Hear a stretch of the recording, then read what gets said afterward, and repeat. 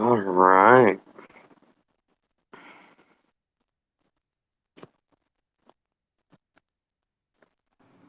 Yeah, Elizabeth. Hi. Hey. Is it that rug or wrap? No, that wrapped. But I want to. Yeah, I want to see if you want to change anything. Whatever. It takes me 2 seconds to flip things up. I'm sorry. I'm having trouble. Like, give me just a second.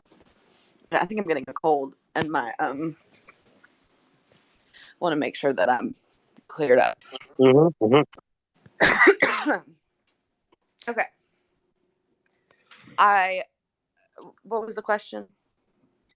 Oh, I want to see what you thought about it was kind of noisy in the room. Wanted to see what you thought about the video. Anything you want changed? No, it's perfect. Well, what I'm gonna do is sit with it for just a second, and Oh yeah, yeah. Let it okay, yeah, marinate. and marinate exactly. But I also want to just post it because you know what? I've been sitting and letting things marinate for the past 2.5 years. For far too long. Yeah, Yeah, and yeah, yeah, another thing, and I want to preface this, and I don't know if it's been a while since I let Zach know. I have uh like I don't know how to explain it, but I have good on and offs. So like I just they're few, and I'll tell you offline. Mm-hmm, Yeah, mm-hmm. but so I just don't want you to think that it's ghosting. It's not.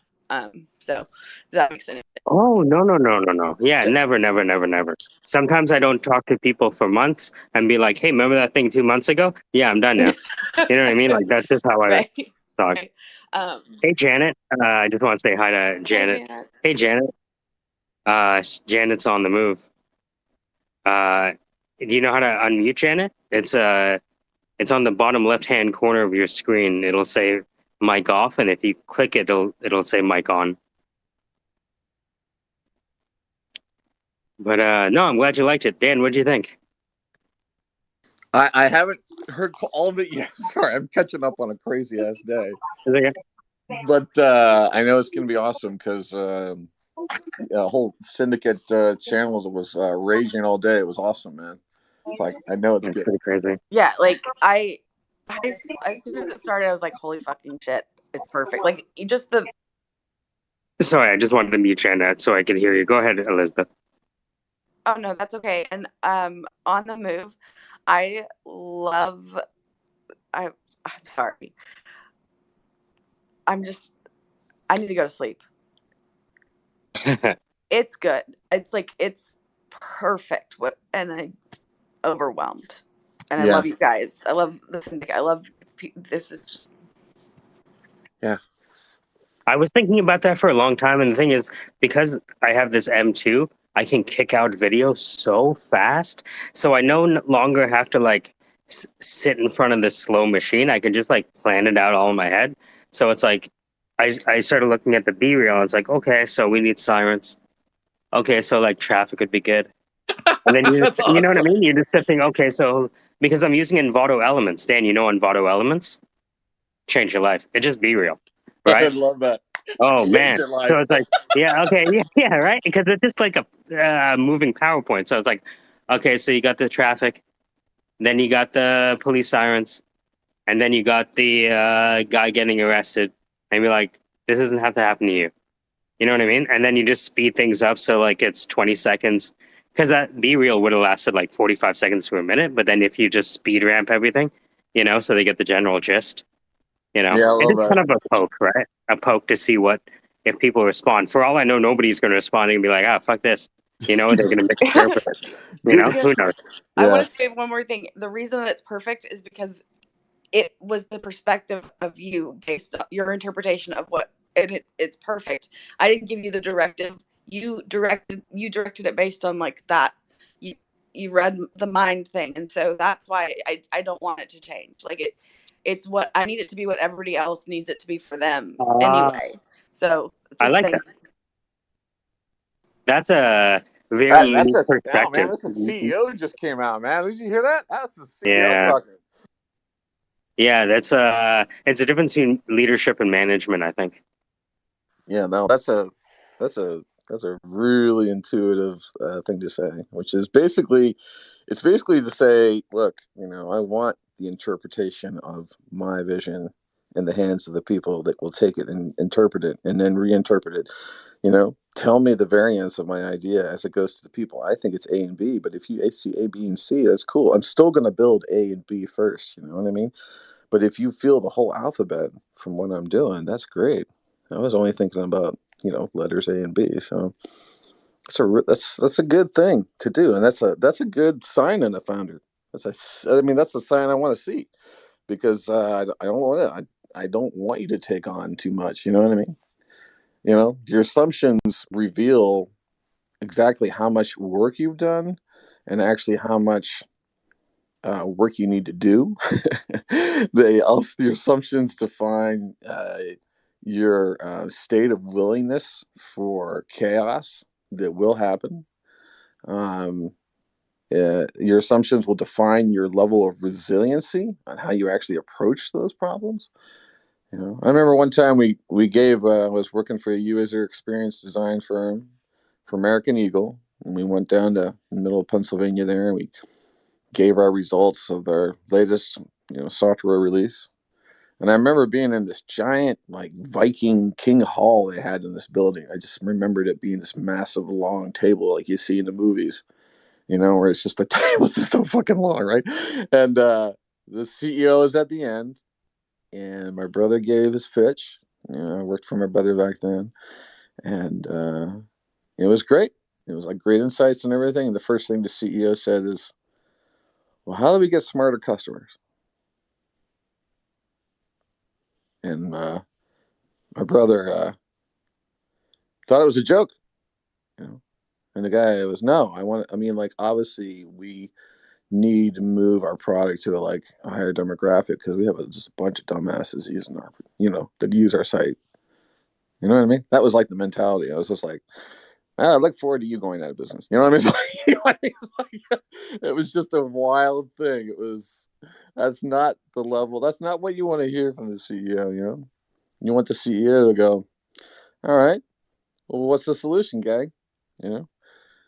But that's good, Elizabeth. That's good stuff.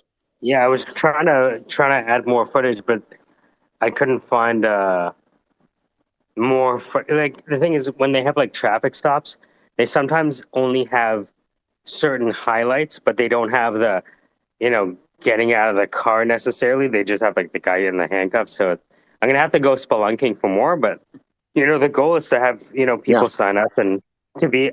My real experiment is, can we turn Yeah. content into currency? Because if we could do that, then that's something that we need to build a capability with, and maybe do some little Yeah. mini courses on here on how to do that. Actually, you're actually exposing another way to sort of really. It's not like it's another way to game, if you will, the startup game system. And what I mean by that is that when you start a company, you start off with a couple ways. You're going to bootstrap it, right? You're going to do all the work yourself, try to close the gap, and try to not need cash. And it might take you 3 years, or it might take you 6 months. It will take you time, right? Because you're not using any leverage, you're not using any acceleration. You're using your own acceleration, which is really bound on what you're willing to do and what you're not willing to do, right? So if you have no ethics or morals, you might be able to get a lot of stuff done. Maybe, I don't know, but karma will come back for you, right? So it's like it's one of those things. But you can, now founders should always be thinking about, okay, what's going on with what are my current physics? Gravity, check. What are my physics of this thing that I have? And one of the things that you're kind of leaning towards, so that I really like, is this thing of like, and this has come up all day, and it's come up multiple times. Of you just got to execute. And I was like 4 different conversations today, and everything came back down to the same thing: you just need to make it and ship it. And that's the central theme of the Syndicate, which is really mass, experimentation and getting the things out there.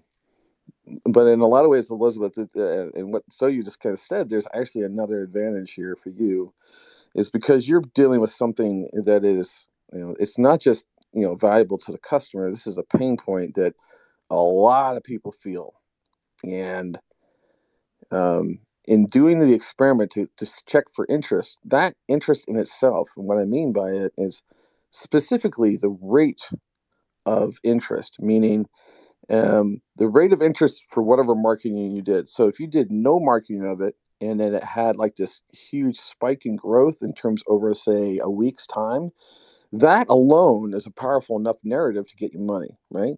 Because it shows the I mean, you might say, Dan, you didn't get what I'm trying to say is that you have enough.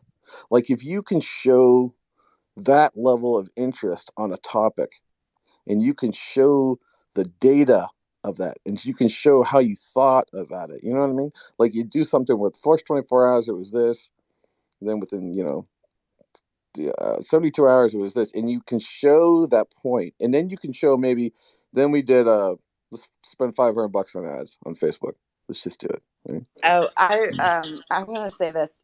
If you want me to get mad about showing traction and getting in front of people, on the same day that the A16Z 350 million went to somebody like that other guy, keep talking, because I would literally, I want to get like a voice changer and be rich and be a dude and have a conference Well, call, like I I'm mean, gonna go to bed. you, So yeah. like, because I like I'm so excited, and then it's just you hear it's like I want everyone to say their piece, but I can only hear so many times about how if you can show just, I mean, because this is a thing, and all Yeah, you have to do I'm is show a sorry. little traction, and I'm like, I've got the traction, I've got a waiting list, I've got people ready to go. So before I start to sound ungrateful, because I am so grateful, I'm going to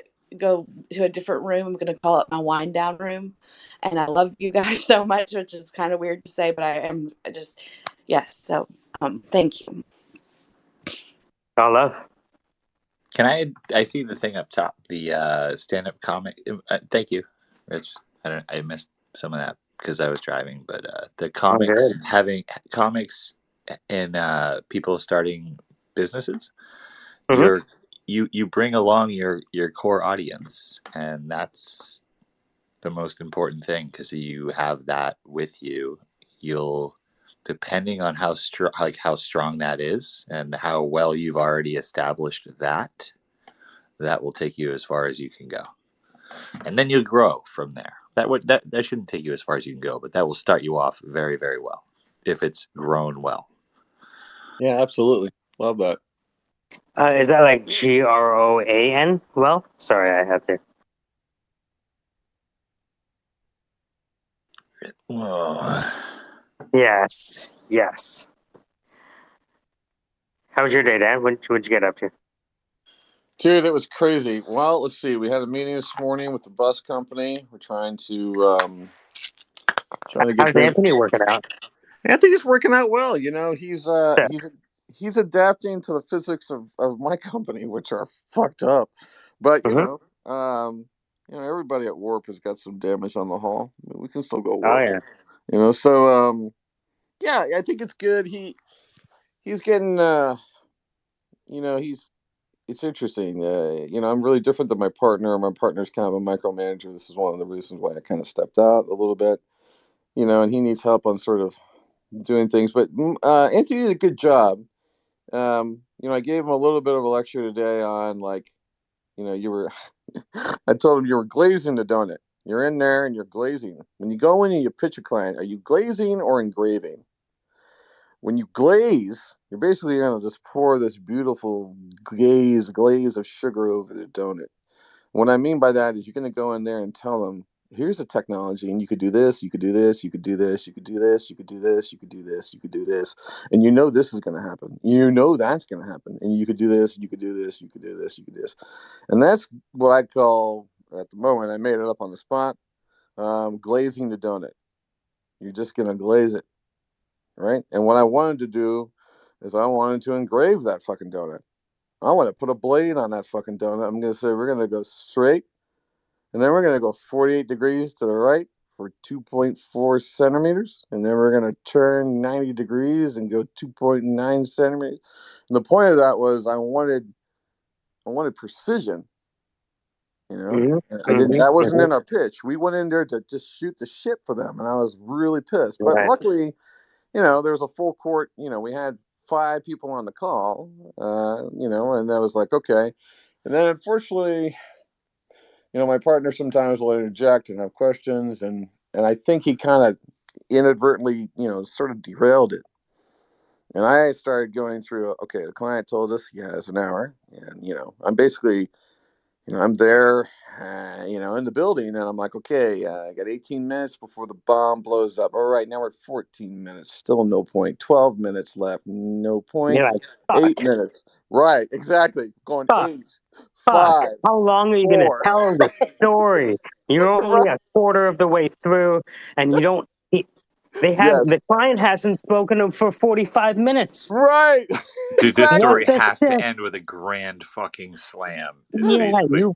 dude. Is this Yeah. fucking The Sixth Sense? Yeah. The So that was startup was dead the whole time. What are you talking about? yeah, and then of course the client brought up something that was hilarious.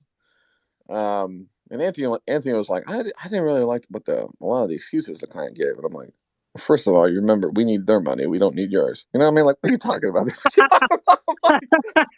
I mean, come That's the on. It's like, funniest thing I've ever heard in my life. but then I mean, but he meant well. I I'm mean, not clipping that, just to let you yeah, know. he did great, but he basically, he was surfing a wave, and then the assistant manager came over and took him off that surfboard, and so then he had to sit on the beach and watch his boss in the waves trying to like body surf with the client. Like, okay, well, that's Dan, can I pause for a second because I just sure. have the image in my head, and this is so I'm if I'm following correctly, you described this man as a donut earlier, and Well, now he's on well, a surfboard. no, hold But he, on, hold on. No, what I meant by the donut, that was more of a when you present to a client, you should be precise. oh, you're presenting the Yeah. donut, and this guy's okay. Well, Gotcha. no, I Sorry. wasn't. We weren't presenting a donut. We were presenting a capabilities pitch on what we think they should do. But instead of sort of talking to the specific action item, we Challenge is a sort. philosophy major, dude. Yeah. That's his shit. That's his jam, right? Well, I mean, I guess a little bit, but at the same time, it was the wrong jam because it was kind of like You're not wrong. it You're was. not wrong. It was specific on VR, and it really went really wide on VR. Like, it was sort of like it's like you coming. It's like, Fats, imagine your significant other is ill, and you guys, what are you guys going to do? And the doctor and nurses are in there. So actually, in the room, you're talking, to this doctor, like, what are you going to do to save my kid's life or wife's life, whatever, right? And the doctor is in there, the nurse is in there, and there's even the guy that fixes the copier. They're all 3 of those people are in the room, right? And you have like serious focus in mind because I want to know what's going on with my kid, you know? And the doctor's like, well, I mean, it could be a stroke, and then the nurse is like, I think too, is it pulmonary embolism? That could be it. And then the copier guy's like, what about heat stroke? That could be it. You know what I mean? So you got everyone in the room going, talking about sort of like the options. Tell you, that's the glazing of the donut. You're skipping around. You know what I mean? That was just the thing that came in my head because I came up with this notion in my head on the fly to tell the story I wanted, which is you can either glaze or you can fucking engrave. And if you engrave, it's permanent. It's set. And then what Anthony told me is he's like, Dan, I had an engraved deck on Friday. That was great. He got my analogy and then he used it back on me. I love that. I had an engraved deck. So now I'm like, sweet. So now we all can start talking about that in our branding language. If I see anyone in the hall glazing, heads are going to roll, right? You know what I mean? So he did, but then he got overridden by my partner who wanted to see 7 more ideas, which is about 7 more than we needed, and because the 4 ideas cover the basis. But the problem is that my partner's is been sort of he's it's one, he loves to sort of create rapport with people, and he likes to sort of tell stories and sort of tell things, but the stories get broken up sometimes and they're not always precise, and the agony fills out in the room and he doesn't see the agony or doesn't feel it, but you can see it on the client's eyes and you can feel it and everyone on the team feels it, but no one says anything. That's a problem to me. Anytime that we're just accepting the norm for some fucking reason that we cannot explain, that shit's gotta drop. That's the shit that doesn't scale humanity, you know what I mean? That's like, Yeah. imagine it's the future and we're like, we really got to change that whole we gotta change doorknobs. Why? What's the problem? Well, they're knives. We have too many people that cut their hands open. Well, I'm not changing doorknobs. It's been here the way it was in WW2. You know what I mean? It's like that mentality of just shit. Like you gotta catch that, and that's something that builds in business. That problem scales with your company. The elephant and shit that you don't talk about, that's the one thing that does scale really well. Your complete ignorance and arrogance and total obliviousness as to whether or not your company is actually in momentum or not. Like that's the one thing that is like in the front yard going, "Hey, I'm chaos." Yeah. Dude, don't you worry, man. Are you getting momentum? Well, dude, I'm right here with you. No, I don't need anything. I'm good. Yeah, I know. Dude, man, I don't even eat. I fast a lot. You know what I mean? That KS guy is always ready. And it doesn't need a plan. And it knows exactly how to scale. Because it's like all about the collapse of ordering people. Anyways, so it was good. What I liked is that Anthony came back to me and he said, I see a pattern in the company. I'm like, yeah, motherfucker, do tell the pattern you seek. And I told him that. Don't you ever hold back on me again. I put you in this company to do exactly this. Go and assess the issue. Come back and report to base. I will give you what you need and you will fix this shit for me and we will move on. It sounds powerful. It sounds like that's who I am. That's not really who I am, but that's how I want to be. And I had to say that in a way that allows him to feel confident and to do that. And he's super eager. That's what I love.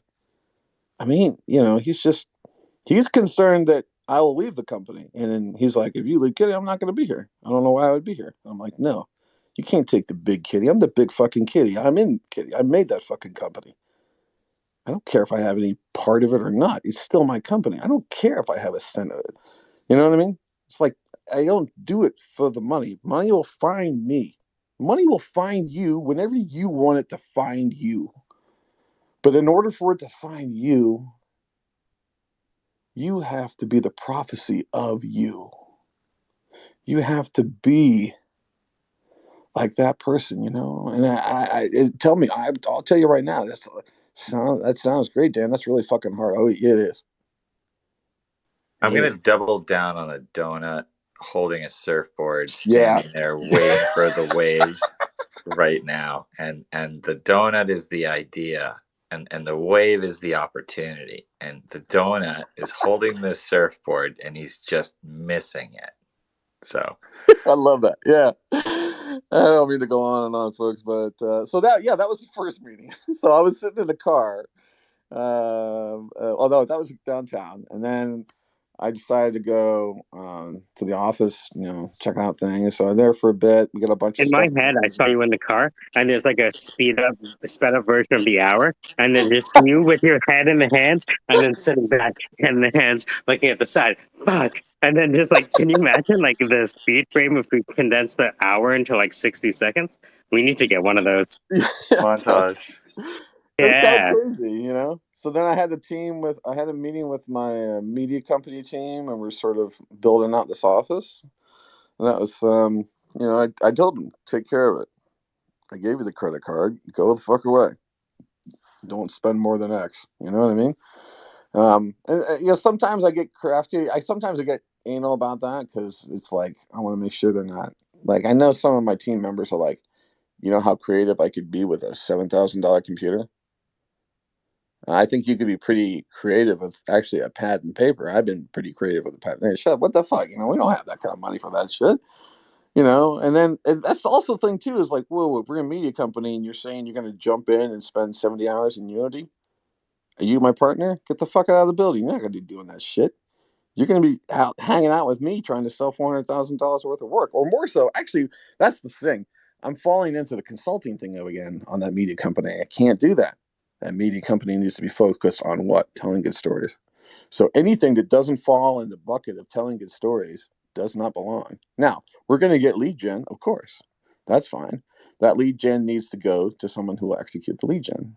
And right now, I'm telling Anthony, I'll send you the lead gen and you'll build it, and then you'll report to Tishar. You know what I mean?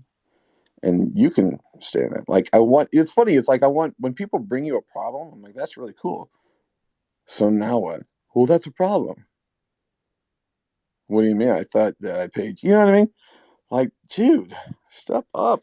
There's so much opportunity here. Anyway, so yeah, that meeting went down, and then after that, I went right into this Roe v. Wade meeting where we're actually, a friend of mine is his wife is part of this women's foundation, and he calls me. He's basically been in like banking and financial stuff for a long time.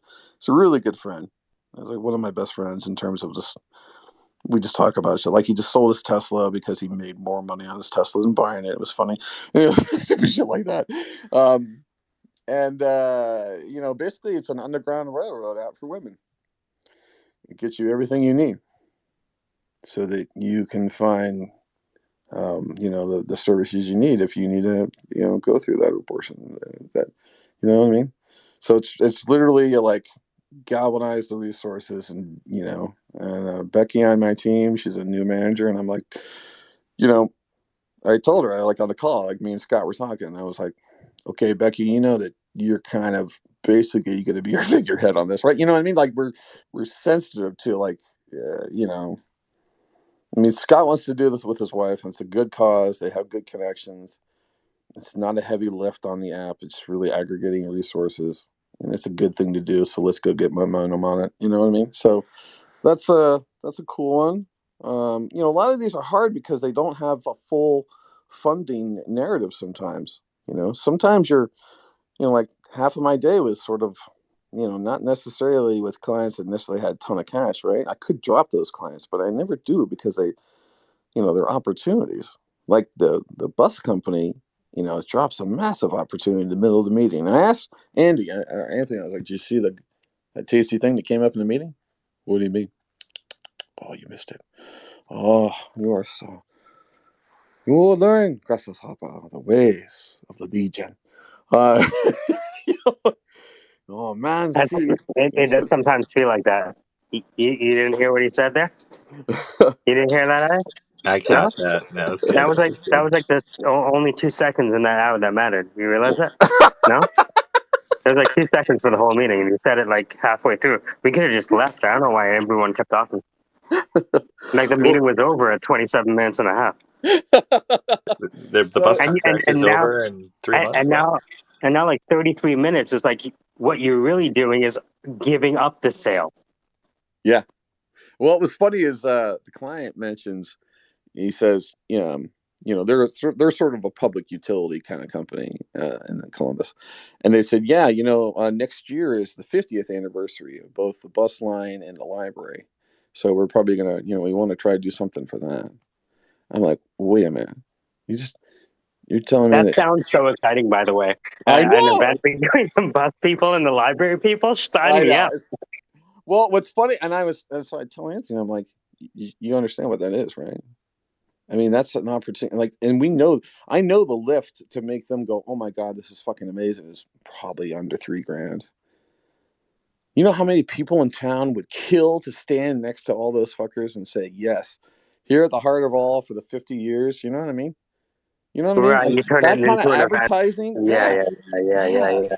And then It's you just, film it, and now you have the commercial, and now you yeah, have the Heritage Foundation. In 1964, yeah. there was a man who came with a bus, and he's like, he invented a bus like an ark for people who need to get to work. Well, what I love about it is all my competitors would pay $100,000 just to get that opportunity to stand with them, right? The bus contract thing is not easy though. Oh, I'm not totally. sure what your aspect in that was. Well, no, I mean, it's the bus line is trying to do new engagements. They want to figure out new ways to, do everything from better onboarding, better training, and There you go. they're exploring AR and VR. But the key point though in that whole thing was the fact that they gave you the revelation that next spring, Ohio is going to celebrate 50 years of the libraries, right? Yeah, you got to be a part of that. Yeah, that's it. Like emotionally, you have to be a part of that. Yeah, and that's in a lot of ways that's like, guys, we could spend 20 grand on marketing here, here, and here, or we could spend 20 grand and build something and stand next to the governor, being known as the one company out of all the companies, here in Ohio that just made something for the library because they love the library. And what is it? It's a full interactive version of the library. It lets you explore the architecture, sit in a room. You could do meetings over here. There's some pictures. You know what I mean? I go and source it. I don't need anything from the library. That's the cool thing. That's my favorite You just level of need like a execution. LiDAR map and spatial.io. Walk through that thing with an That's it. iPad and some That's all you sore need. arms 2 hours later, and you're good. Yep. And the only weakness you have really in spatial IO is going to be the objects and art and stuff that you import and making it better than anybody else, because it's sort of a level playing field, right?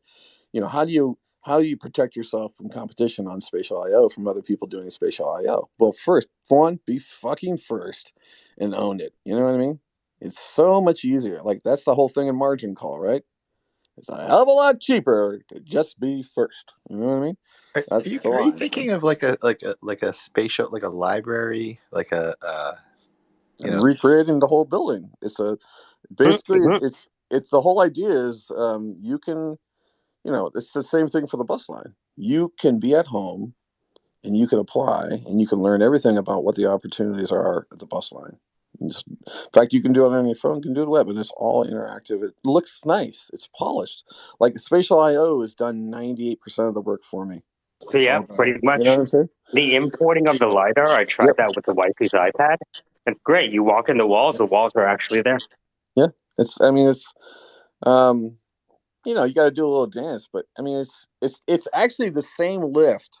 What's funny is that baking something in spatial IO is the same lift that I did yesterday, learning how to make videos in Canva for fuck of it. Right? I sat down and, okay, I'm going to finally learn this and figure it out. But once I figured out the template, I just started going through my list of funny fucking videos and going boom, boom, boom, boom, boom, boom, because I had all of them. Now, they're not the same level of polish that I would like them to have, but they're good for what I'm doing. They help me get that idea out. Now that Dragon's Lair story is out, using Dragon's Lair to tell all the problems in startups, now that is out, it's like, one, it's no longer on my bucket list in my head of things I wanted to get done because it's been executed. But it hasn't been executed at the viral stage. That's one of my faults, is I do just enough of a bush fix sort of prototype to convince everybody, or to convince the initial momentum, but things could be weaponized. When you see the really good players on social media stuff, and I figure, I think of So You. I think of, like, I'm going to release a video and I'll send it through this machine. And go ahead and add all 7,000 meta tags need to be on it, right? It's like these tools that sort of like, what are you trying to do? Are you trying to be popular? All right, I'm the Poplatron. Put in your stuff in here. All right, I'll make it popular. hang on. Poplatron. I think I mean, all right. So are you trying to like create like a Matterport, like some kind of like a virtual library? Is that an idea? No. Well, Am I what I missing something? mean, yeah, I would create parts of it. I mean, I would basically, I'd probably LiDAR the building, or at least I'd make structures. The thing is, I don't actually Okay. have to LiDAR the building. No. What I'm just trying to do is create a virtual thing with spatial IO. I can create an art gallery. I can use a lot of templates in there. Check this out, Dan. What about a virtual place where people are actually, like, where people are literally shopping, like a grocery store? Mm-hmm. Does that make sense? Am I on the same Well, wavelength? you can do that, but the only thing there is, like, you can make the grocery store. Just not going to have people walking around in it unless you're going to make the bots that walk around. You know what I'm saying? Or you have the people that are in there. But yeah, I mean, I guess what I'm saying is you can make a grocery store just like you can make anything, right? I think I was just confused. I thought you were like trying to create, like, you're recreating the library as part of like the pitch, and recreating it with like a virtual, like a Matterport, and so people could walk No, around in the what I library and do mean, their thing. So I well, think I lost you. So my yeah. bad. So sorry about it. So what I'm saying is that the heart of it is that 1, there's an anniversary event. 2, it's a big year. 3, it's got 2 major partners together. You got the library of Paul Columbus and the busing system. So you got 2 sort of municipal parties hanging out together. Last 4th or 5th or whatever, you have early knowledge of the event, so you can plan for it. So now, what's the way to cross the gap? Now, here's the client. That if I go back to the CODA conversation, the bus conversation, the bus folks did tell me one thing that was an absolute no. I would say to them, because they were like, "Well, we should have somebody from every part of I want everybody's department present, and we'll make, which is a death. If you involve every department, like you're trying to do an R&D effort, you know what I mean? And you're going to involve every stakeholder group, you're going to get nothing, because no one wants innovation, because everyone has legacy parameters to work with, right? And so when I heard that from the woman, I was like, okay, I really. So here's the problem: everyone's afraid, and it's what's crazy is you're spending more energy about this conversation than just saying, can you guys stop for a second? Leave for 5 minutes, come back, and here's the world. Here it is. It's done. Spatial IO already that's where has. we are. Yeah, I mean, That's Spatial where, IO has 80% of what I need already. yeah, So all that's I where got we to are. do is sexify it, and then I'm done. And sexify is my word of saying, make it look good, make it, take it to the next level, bring it up. It's almost like you have a half an hour meeting in the morning and then a half an hour meeting in the evening, being like, all right, you want to see it? See what? Yeah. I mean, honestly, I was getting pissed off in that conversation. I was at to the point where, like, you know what? No one can fucking add anything up. So fine, I'll just go build your whole fucking future yet Yeah, again. let me You know just what I get mean? back I to get you. annoyed. Yeah. And then I do. Like, why we're spending more time talking about Yes. this than it takes Yes. to actually fucking create it. Yes. And then in a lot of ways, I just have to do that. And I know, see, the thing is, when I first heard this story and this gig and this opportunity, my gut told me that's what you're going to have to do. You're going to waste a bunch of fucking meetings, and everyone's going to talk about, like Anthony did that on the call. I mean, he didn't mean to go in that space. My partner made him go that space, in the sense that he had to say, look, we could even do like a full, the guy can actually do full on bus training, like perfect bus training. Like, you put the person in the bus and you're going to train them how to drive the bus, and they can, navigate traffic and do turn signals and do all the things. I'm like, are you fucking mad? No way I'm going to fucking do that. Number one, it's not going to be as high fidelity as you fucking do. 2, you're not going to be connected to the core systems. 3, there's tons of legal issues. 4, liability. 5, too much mess. 6, we don't have the budget. 7, you don't have the capabilities for that. 9, you've never done it before. 10, you're glazing. 8, you're being glazed. You know what I'm saying? Boom. No, no, no, no, no, no, no, no. Never do that. I told him, never promise anything you've never done before. Never. Because the minute you start promising, and I know that's crazy because I'm doing that all the time. But when I tell you I can build it, I already know what I'm building. I Yeah, already you know know what the what it is. capabilities are. You have the tool chain in your head. We're gonna take this thing and right, yeah. Yeah. But it's Yeah. I guess I was worried about is that, and I told him, I'm like, that's like going in there and saying we could do a full Boeing 77 simulator. Like, you're not. That's not the fucking gig. The fucking gig is, the population wants to understand the nuances of your brand. You use the VR to introduce people to the nuances of your brand, and you can do it from 14 They're falling million in love miles with the away. technology. So Yeah. they're falling in love with VR, right? And it's That's like, part of it. Well, they get right? stuck on VR. They Yeah. get stuck on it. It's like, Right. oh, look at this VR. It has Yep. a V, and look at the V. It Yep. goes down, and then it goes Yep. up, and then the R. Have you seen the R? Right. It has like serif, and it's like, dude, if you only knew. Yeah, and then they get They overwhelmed. just want to get, Yeah. and they're just Yeah. like halfway. Yeah. It's like So they just want to get some lunch at this point. right. So then You're holding up lunch, dude. yeah, so it's, but it's still good. I mean, there were good takeaways. 1, Anthony saw the problem that I've been having for 9 years. He understands it. 2, he's being told one thing about the company, but he doesn't know the facts. And that's because my partner won't give him the facts. Why? Because my partner's deems that he's not interested in giving them the facts. And you know, you can say, Dan, sounds like your company's fucked up. Welcome to America, man. You tell me, give me a. Yeah. I'd like to make them. Show me I'd a like cut. to meet a company that's not. Show me this magically smooth running company of which you speak. That's the unicorn. Show me Pokeroo. Yeah. Well, the other thing too is that we didn't take any money. You know what I mean? Like I have competition that actually took 650 grand to start an agency to compete. So this company is the company that I'm the guy that owns the company that doesn't even know what company he owns at the moment. Well, then we should talk. Sounds good. So I'm the guy that owns the company that owns that has the bus contract. Okay. Yep. That's who you're talking to.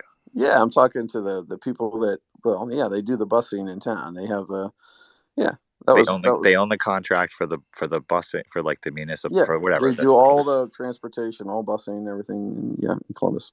Yeah. Okay, why did they come to you? Let me ask you that. Well, that's a good question. They came to me because I'm known for this.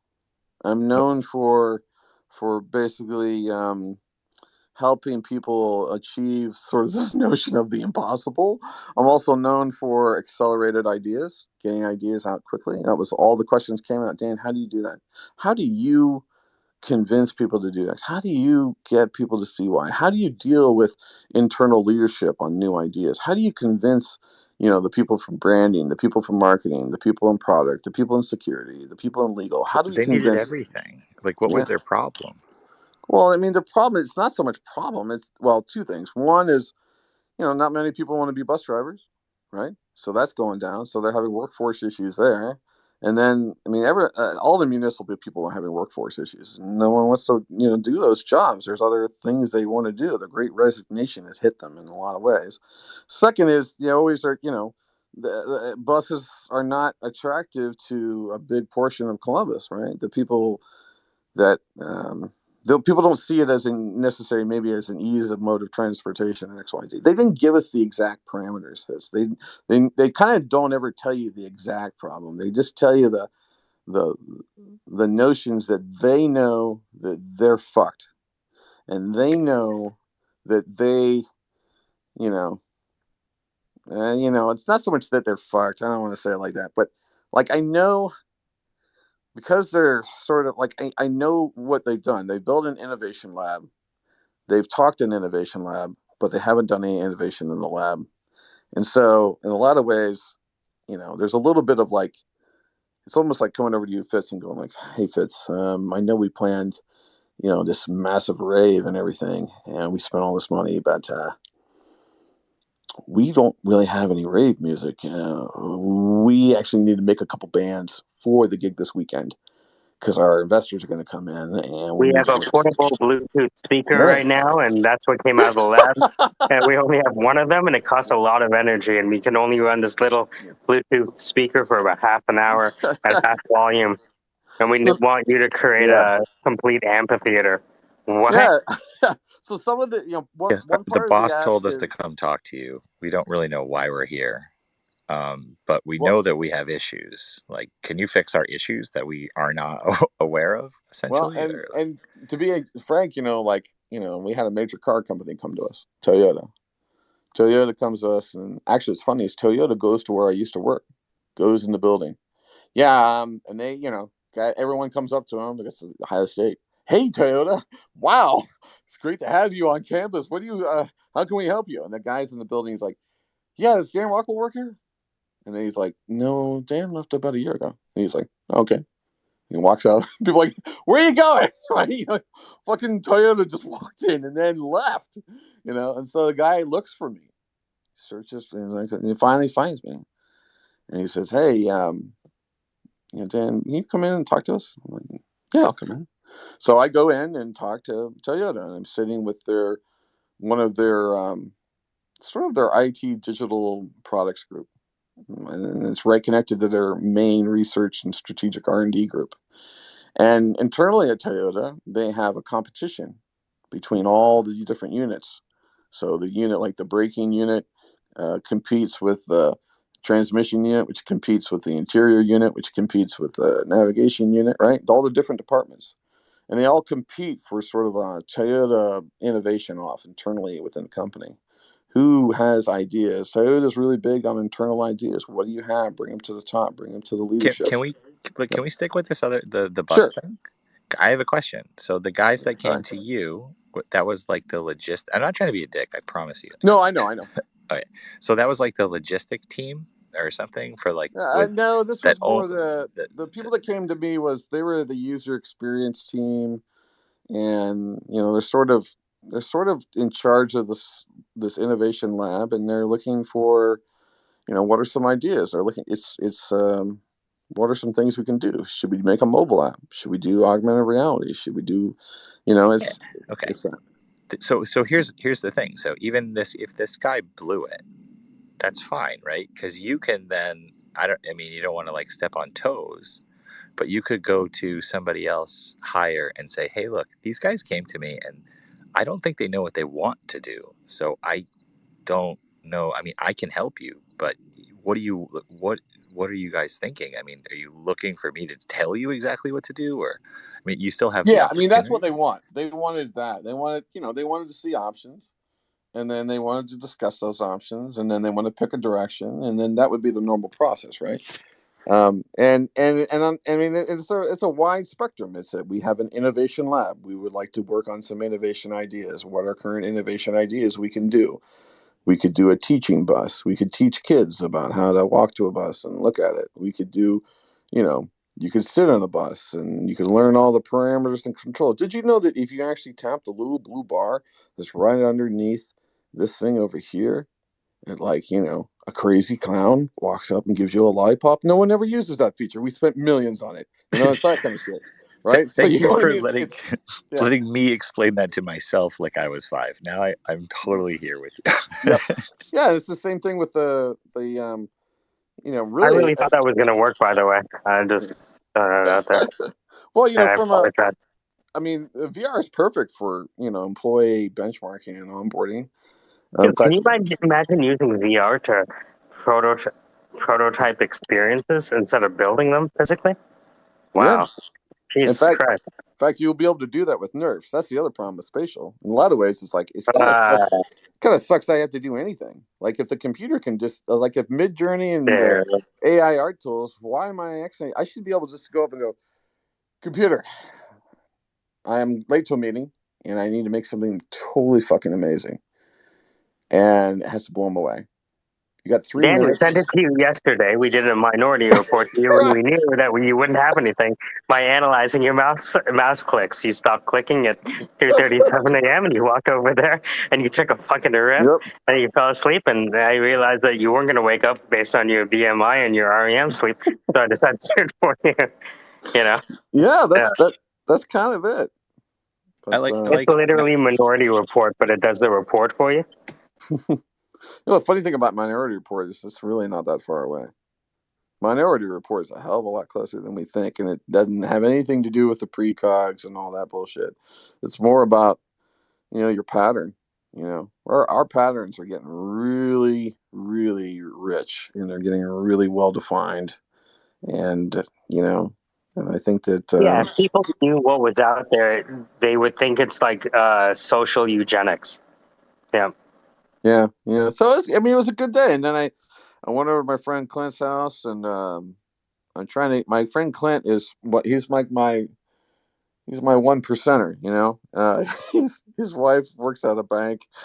She does like crazy. She's just wicked. Years ago, she saw AI coming in, and she used AI to do all the document like intake and organization, and made this massive database. She just like was smart, got way ahead of it.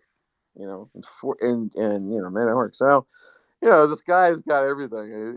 He's sitting in his pool in the back. He's probably spends, he's like, I'm semi-retired, but I got 2 calls to make, but I work at home. So he sits in the pool and it's funny. So you would like this. I was like, Clint, I'm like, Clint, I want you to be a stand-in VC for me sometimes. All right. And he's like, what do you mean? I'm like, I need someone that looks opulent and won't say anything at all. And you're great at that. He's like, oh yeah, I could do that. He's got all the jewelry. In fact, I actually want to bring people over to his house. I want to be able to go, Jason, I like your idea a lot. Look, let's go over to Seacon. I don't know if we can do everything. Go over there. Now, you might say, why the ruse, Dan, right? Well, in a lot of ways, some people don't always take my word for it, right? They're like, Dan, can you just give me a connection? And so sometimes it's nice to have a person that can act like a connection, you know? Like my... Quick question is, you know how we have speech to text? Is there something that could do speech to image? Because that would be the documentary as a service in real time, right? Well, Speech I mean, to image. I use Midjourney for that. I mean, I use Midjourney just sort But of like, I'm you talking know... about, like, imagine you have an audio file, Yep. and instead, you know how the audio file transcribes word for word? Yep. What if you could set, like, I want to... Yeah. I know where you're going. Every 4 to 7 seconds, I want you to change an image based on whatever noun is being used. Yeah. Not only you can do that, but you can say, And I then want you... Ken Burns. Yeah. Or you could also say, use the cadence of how I speak to inform the edit. Well, That's, like, for example, yeah. like, you see the thing I did for Elizabeth? It'd be like, traffic at night, Right. No, I'm with you. And you would police seriously... sirens, man gets put into a police car, fade to black. And Well, you know there... what I mean? Yeah, well, you know, there is like Lumen 5 might do that. Lumen 5 is a video editing Lumen tool. 5?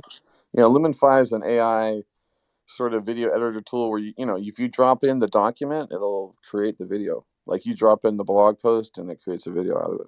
And it makes all the titles and does everything. Like, you know, end to end done. So you just dropped in, you know, obviously there's tweaks and things you can do, but yeah, everything you're talking about totally next. Oh, okay, right, yeah, it's kind of like the end for us. Yeah, it Yeah. might not be doing it all Well, of the nuances, but but you know where I'm getting to, right? Like, a lot of the stuff yeah, is absolutely. just communicating little scenes, and then if I drop up my voice, then I can just like with that little 19-second thing, it was like, okay, I got to get the audio for the traffic. Okay, I get to get the acceleration for the speedometer.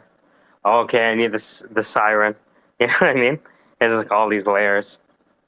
I just want to go Yeah, back absolutely. in time real quick and rescind my Yeah. comment about the virtual grocery store that was completely irrelevant to the conversation.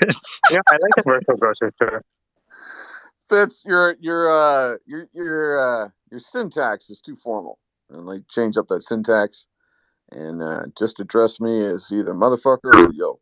I mean, there's some eugenics there, I suppose, right? To go full circle, but I still do want to retract that statement about we're talking about you pitching What about and then me talking about a hydroponics? virtual grocery store. Yeah, hydroponics, hydropon eugenics. One moment, guys. Janet, I'm not sure if you can unmute yourself to speak. Are you there? She's on the move. Everyone, Janet, who's on the move. Janet, everyone. I'm not sure if you're listening or can unmute yourself. It's at the bottom left-hand corner of your screen. You want to try it out? Check. On the move. Yeah, Janet. What she does Business is to business. Nice. she connects Jamaicans with businesses in Toronto with Jamaicans who have businesses in Jamaica, with the idea that Jamaicans know how to help each other more than anyone else if they can find the right people with complementary skills. I love that. That's awesome, Sure. man. Nice. Love that. I love the and our the syndicate as we grow. It's it's multinational from the start. I love that. You know what I mean? It's always had sort of a multinational vibe. Um, I've been talking to friends lately, or other. I was talking to somebody about who was I talking about? I forget now. The decentralization of things. That theme has been coming up again and again lately. Just keeps hanging out in my brain because I keep thinking about the network. Oh, I was telling one of my young kids, my Token Z. I have a Token Z. It's important to have one of the. No, serious. Kenzie. I got my Token Z, man. Fantastic. And he's Fantastic. 19 and he's cocky as fuck. He's talking all the time. Love Dan, it.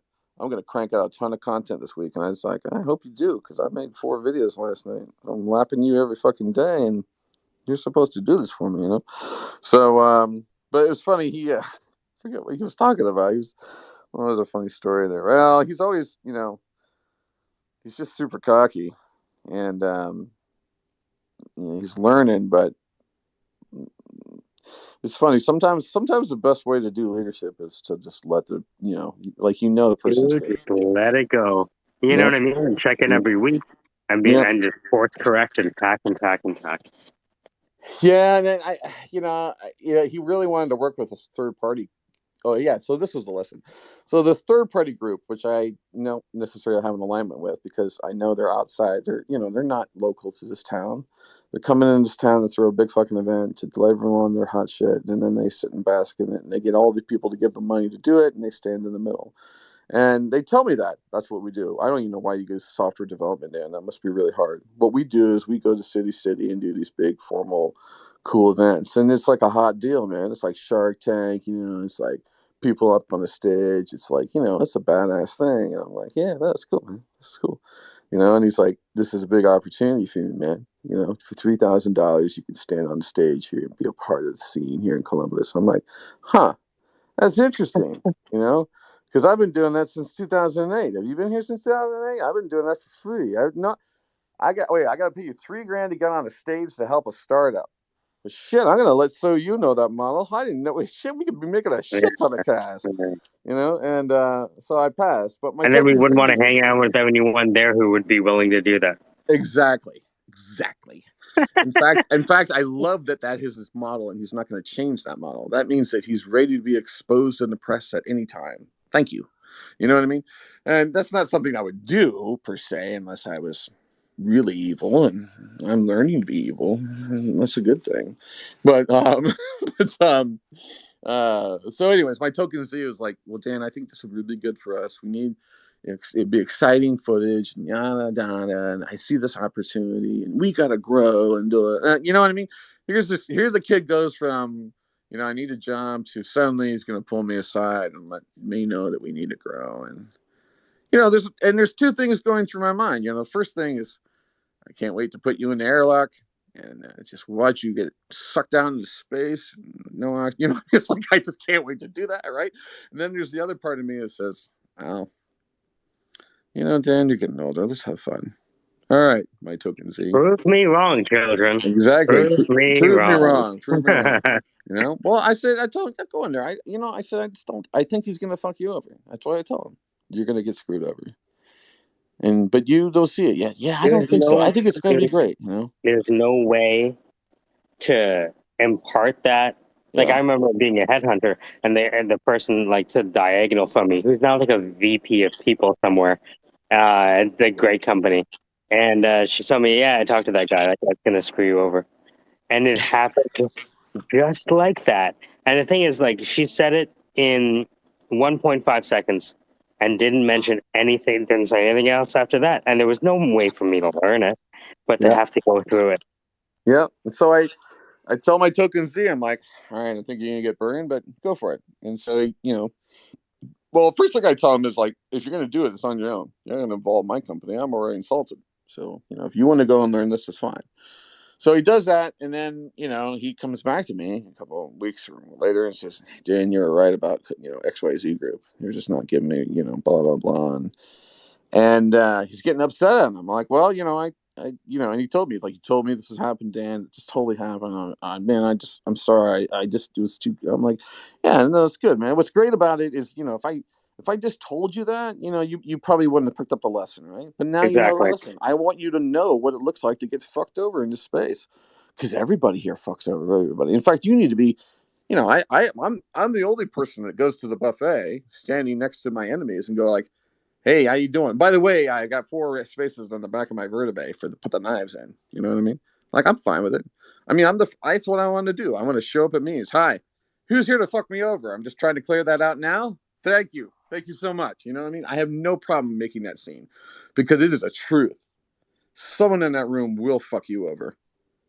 You know what I mean? And I'll ask never-ending questions. Go ahead, Fitz. I know I will. I'll ask never. Oh yeah, I know. That's exactly. So then, what is the other thing? What was funny is then he tells me, he's like, "Well, Dan, I think we should disengage." And I'm like, "What do you mean disengage?" He's like, "Well, um, they they want us they want to know if we want to buy a $5,000 sponsor table or whatever. I'm past. I'm good with hanging out, down in the coat room. I'm Yeah, cool. You I know can what I mean? talk to everyone I want by leaning against this wall. And Right. if I just stay beside this wall, I can Yeah. talk to everyone I want to. Yeah, exactly. It's actually a bigger statement if I have a table. If I have a table here, that means I came here and I recognize you. I don't fucking recognize you. You know what I mean? And so, and then what was funny though, but my token Z is ready to give up, and I'm like, no, no, no, no. You have another lesson to learn here. And he's like, what do you mean? I'm like, well, you don't need a table, right? But you're definitely going to still do the video footage. He's going to let you do video footage. Do it. He's like, yeah, but he's being an asshole. I'm like, yeah, but it'll be your footage. You said that you were going to create your own stories and videos about it, correct? Still use the opportunity. He lets you on the campus. He's gave you the key to the party. Sure, he wants to fuck you over. You're just not going to fuck him. Like, you're not going to play that game, but you're still going to use the context. You're going Yeah. to grab the video. You're going to shake the hands, right? You know what Yeah, I I mean? remember I was talking to the comedian yesterday, and I did some of the videos for the Black Women in Comedy Laugh Fest. And she's like, did you charge him? And I'm like, no. She's like, why? I'm like, because it's called the Black Women in Comedy Laugh Fest. That's why. Mm. Yeah. Like, that's a once in a lifetime opportunity. Of Yeah. course I'm going to do that. Are you nuts? I get to say I did that for the rest of my life. Hey, Mike, what did you work on lately? The Black Women in Comedy Laugh Fest? Oh, okay. Well, then never mind then. Yeah. Yeah. To me, it was like, every situation that you're being presented with has Such an potential. opportunity, Yeah, it dude. has some opportunity. And you have to be, It's almost like opportunity disguised as work. yeah. But I was like, use what you've been given. You've been given something. Yeah, use it. You have a situation here. Dude, when I saw Elizabeth, in my head, the commercial was done. When I Yeah. heard what she was saying, I could see the traffic stop. I brought Quinn in the room, right? Yeah. The people where I'm from know what it's like to see those lights in the back of your car Oh God. and be like, Yeah. oh, fuck, Right? dude. Yeah. And so that's what I could put in the video. I'm like, Yep. you see those lights? That's what you're afraid of. How do you Yeah. avoid that? Fucking Elizabeth. When I lived in Texas, I was always in fear of the cops. I have, like, it's so funny. I could be driving somewhere, a cop will pull behind me, like a half mile, 2 miles down the road, and I'll be like, I'm gonna take the first left and go 7 miles that way. It's like, you know what I mean? It's like I just have this like complete, and that was mostly because I always had shitty car problems. I had shitty car problems until I realized, man, I suck with cars, and then I designed a system that it would allow me never to have shitty You car just problems anymore. return them after you beat them up. Like JB Smooth with Larry in New York. Yeah, it's amazing. Yeah, so many things though. I had my brother gave me his Honda Accord, and I had it there for a while, and it broke down, and then I had to get another car. But I left that car in the lot for maybe a week, and then came back, and it was stripped down. It's like, it's in I Texas. love it. and, Man, and all the that's windows were fantastic. busted out. The whole thing is stripped, and I'm over there, and I'm like, Hold on. Are you in are you by Bone Thugs and Harmony? Like, what? how far? No, I Like, mean they took one door off, and they broke all the windows and gutted the dash, and the wheels were gone. But it was maybe back there in like a week, because I was on this last leg and XYZ. But my brother Paul, he's like, he and I are the car mischief guys, and so I call him up, and I'm like, hey Paul, how you doing? He's like, hey Dan, how you doing? Hey, about that Honda Accord, what happened, Dan? Well, I got stripped. He's like, what? It's just like one story after another. I With imagine this cars. card is now working and has like a blue body with a red door on it. Dude, I No, I and had then a Jeep Grand. Oh, go ahead. You go. no, you go ahead, Fitz. I talk all the time. Go. No, that's fine. I had a Jeep Grand. No, not even a Grand. A Jeep Cherokee, and it had those like corner windows in the front. You remember, like you had to Yeah. like unlatch them and push them out. and that corner window got broken when I was in college, and the thing was like freaking. It was like $300 to fix that goddamn window, and I replaced that window, and they fucking broke it again. And so I just put a huge I literally put a sign in my window like the door is unlocked. Like take whatever you want, anything. Don't break my corner windows again. You just start leaving Whoppers in there. Just take the Whopper. The What car do was you like want? totaled Like, do you after want fries or onion rings? Just tell me what you want a mixtape? Like, yeah, like if you break this window one more time, my car is totaled. Technically, like stop. I used to when I are worked. you my mechanic? What is this scenario here? Well, in Texas, you got to do. You got to do like different tests. You got to have certification for this and certification for that. And you miss one certification, and I don't know. I'm terrible with cops. A cop will come up to me. I got a DUI when I was 22. When I was 22, I was living with my best friend. Three of us in this apartment duplex. I lived in the basement, and there was a big sign above the stairs. It was like, the horror of, it was some sort of gothic poster, and it said beware, and like dad goes downstairs. And so I would be down there all the time making music, and I had in the basement, we had sort of what the unfinished, it's not finished. I sort of made like a makeshift studio area, and we did weird crazy raver videos. There was a time in my um time in my like mid, like 1995, 90s. Well, actually, it's before that, wasn't it? Yeah, it was before that. So it was probably more like, yeah, I'd say it's more like 90 to 95. Um, we would, get high. You remember the game Pilot Wings on the Super Nintendo? It's like on the NES. It's this game that you would jump out of an airplane, and you have like a parachute, and you have to like land perfectly on the spot or whatever.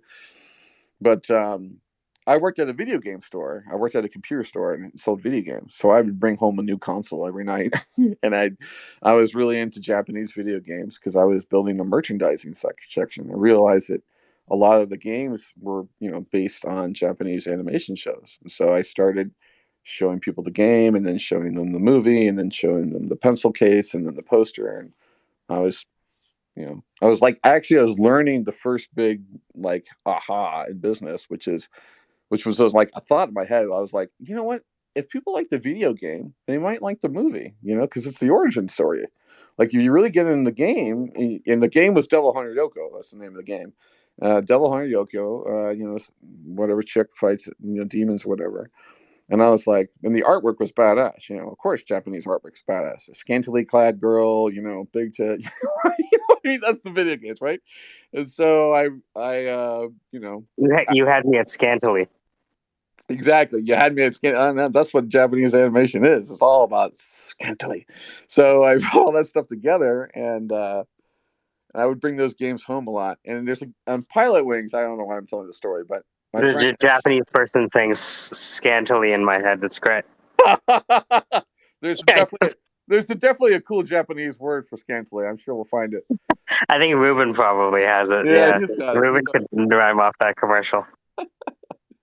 But Pilot Wings, my friends would get high, and I didn't get high back then. I didn't really even drink that much either back then, and I don't know why I'm so. But anyways, when you play that game, they would pick up the controller in the hand, and right when the character would jump out of the window, they were high, so they thought they were skydiving in the room. This is before VR and anything, right? And so there, my friends are. They're playing each other, and they're high as a kite, and their little character, opens up on the airplane, animation, and there's a parachute. And what they do, they drop their controllers and they stand up and they put their wings out like they're laying like their arms out, and they're going like, "Come on, we're gonna glide down." So these guys are standing in the room trying to think like they're parachutes to glide down. I just love that story in my head. And that was the same night too that my friend Ash, he with Michael Ashme, came home from work, and I was doing tarot cards, and I just had been sort of screwing around tarot cards. I really enjoyed tarot cards, and I was able to sort of fuck around with it.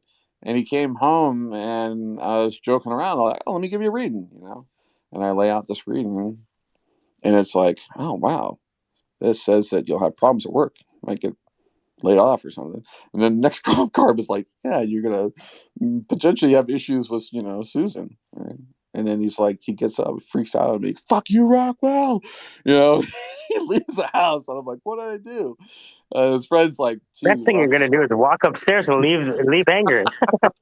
well, his friend goes, dude, he lost his job, and Susan broke up with him. Yeah, shit. I know, and that fucking weird. I was like, oh shit. And you That's orchestrated the whole thing to prove tarot cards are, like, that's like this whole thing. Sometimes life does that. Sometimes when you don't believe in magic anymore, it shows up. Sometimes when you think, it's fixed. Things change, and it gives you a new, breath of air, fresh air, man. And it feels good, And it's you have to remember that it's good times and bad times, but man, the good times feel good. So this bus meeting. Yeah. No, I'm kidding. I was like, Fitz, please don't go there again. It's dead. Put a bullet in the head. Hey, KC, I wanted to let you know that your video's coming. You and Lagatha is debuting here pretty soon. Pretty excited about it.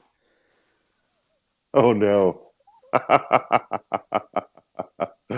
What twisted adventure are we going on this time? It's gonna be. I can't give you the spoilers on it. All right. This is where gods play games with the lives of men, and fate always wins. Most of the gods throw dice, but fate plays chess, and you don't find out until it's too late that he's been using two queens all along. Very classic. I gotta work on my chess game. I gotta work on chess. I've been playing. I like the idea of you narrating the chess game, and then the pawn moved, and then another pawn moved, and then the rook moved. But the rook didn't realize that it was breaking the law. The rook was in timeout. I think it's got to be more sultry than that. It's got to be. Oh, dude, each pawn's gonna have a backstory. It's like I think it's got to be like flirting with chess. Yeah, just setting up the pieces. Right? The king you put on, yes. Mm-hmm. Yeah, that would be nice. Where are you going to put your pawns, Dan? Where will I put my pawns? I'm going to put them here, here, here. And then you name the pawn. This one's Pawnee. Right? Actually, that would be a cool game. Okay, the pawns are kisses, right? And then the those would be your inside sales people. Yeah, right? Exactly. All right, I'm gonna have you, 7 of you, and you guys dial for dollars. All right, this one died. This one died. All right, we have 2 pawns left. Well, I am the only guy that ever brought the game. I brought the Twister game into a strip club, into a VIP. Oh wow! And because I knew it would be stupid. It was so hilarious. So, but of course, the manager I know, Joe, walks in. He's got the Boston accent. Hey, Dan, what you doing here? Twister. You've got some issues, boy. That's what I'm like. That's like fucking spot on right there. And then I would bring in Jenga. I'd sit in a booth, and I'd bring in Jenga. The girls would sit down and go, "What are you doing? You want to play Jenga? Sure. Everyone will play Jenga." And I mark all the pieces up. One piece is Dan just fucking creative and cheap. That's all I do, man. It's like I constantly have to do it, man. Constantly. I took these I have these archetype cards. I'd go in there and I would do readings for them, I'm like, all right, I'm gonna read your and I would tell them in advance, I'm gonna read your dark side. What? These cards are all about your dark side. And then that was the tone I would do. And then the cool thing about the archetype cards is the cards are based on a light archetype and a dark archetype. So like, each card sort of represents, like, for example, the Hanged Man or the Judgment or whatever, you know what I mean? But there's a light side and a dark side to it. And based on sort of how you want to sort of do a reading, you can sort of say, maybe I'm going to just look at the dark attributes. The idea of the Hanged Man in a strip club. Jesus. Wow.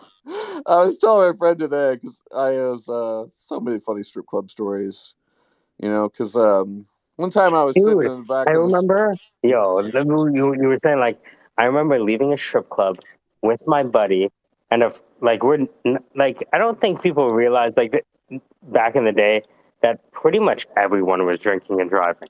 Oh Okay, yeah. everyone was drinking and driving. So I'm with my Yeah. buddy. He's Yeah. driving. He's remember the I think it was a Toyota Echo. It looks like an egg, Yeah. right? So he's driving the Toyota Echo. Yeah, imagine driving a Toyota Echo to a strip club. They're a really cool kid, right? But when you go to university, that's what you do. That's your rite of Yeah. passage. You turn 19, you go to a strip club, and then whatever. Yeah. So we go there. People have drinks, whatever, and we leave. And of course, the cops are waiting for people to leave the strip club so they can Yes. pull them over to liquor, right?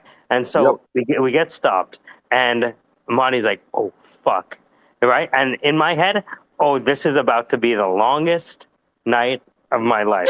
Because, right? Does it make sense? And then the cop comes and says, "Okay, I'm gonna have to do a breathalyzer."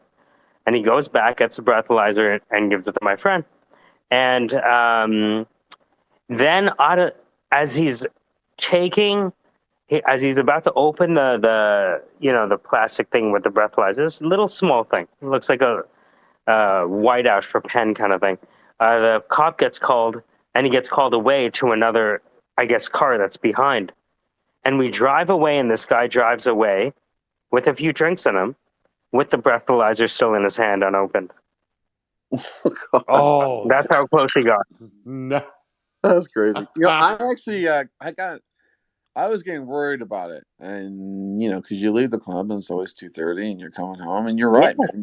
You're like fresh meat on the road. You're like, Of you course know what I you have mean? a few drinks of you. What do you do? You came from a coffee shop?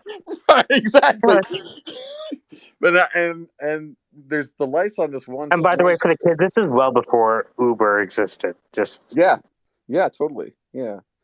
But I remember, and the light would be like the red light. It's like it flashes twice, at least I see in the States, where you're supposed to like stop. And I drove through that, and it was right on this intersection. And a cop like pulled me over, and yeah, my whole life flashed before me. I'm like, Your Honor, because when I went in for the DUI, and that was super hard. I didn't tell my folks for like 3 months. I basically spent 2 nights in jail, because I didn't want to call them. I was super. Oh my god! I was like, this is like the worst thing Catholic damn, dude. employee could ever do. So I was like, fine. And a lot of it's funny. A lot of it's like I don't remember it. I was so ashamed of that in a lot of ways. And of course, and the thing too. It was the classic Dan maneuver of someone needs to drive 4 drunk people home, and I drove everybody home, and then at the last moment I got pulled over, and even though I was pretty good but not drinking because I was whatever, I still at that point I was compromised, you know what I mean?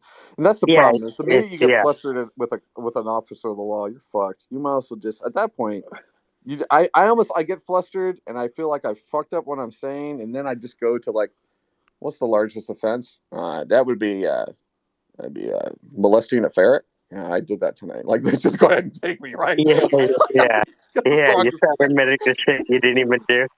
I'm sorry, Your Honor. I didn't see her there. See who there? Oh, fuck. Yeah, Hey so Dan, hey yeah, man. Dan. Uh, just to tell you, just a real quick story.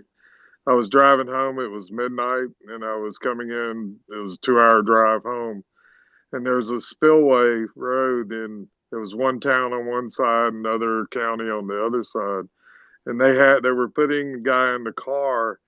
And where I live, they called him the Reservoir Patrol. Well, the dude looked at me, the police officer, as I drove by, looked at me, and I stared at him.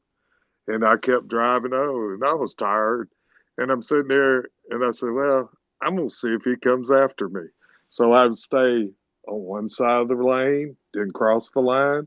I'd move over to the other side of the lane, wouldn't cross the line, kept doing that all the way. As soon as I got into the other county, boom, he turned his lights on, and I pulled over into a parking lot. And he gets out and he says, have you been drinking tonight? And I go, yes. And he just looked at me, and I picked up a bottle of water. You should have seen the look on his face. Oh my god. Okay. And so then I got him to tell me his life history. He was part-time job with the Reservoir Patrol. He was the manager of the KOA camp there. They were doing a federal thing for drunk driving and all that kind of stuff. I says, "Do you have the new cameras and hard drives and stuff in the car?" And he says, "Yeah, can I look at them?" And he let me look at the car. And then he says, "Mr. Cox, you need to go home." I said, "Okay." Yeah. Make sure Web3 is on your side. You understand me? I love that story, man. I love that story. So anyway, I just had to add it because that was the most fun I had, because that was one of the first few times I was in a situation where I could do that back to the officer. So Yeah, man. I don't know. I always get flustered, and I remember the judge told me. I remember being. That's the other moment in my head that's engraved. And, you get up there, and they're like, "Your Honor, this and that," and then they're like, "Mr. Rockwell, I have a feeling it will see you again." And I and I was like, I was really bummed out. I was like, "Wait, what?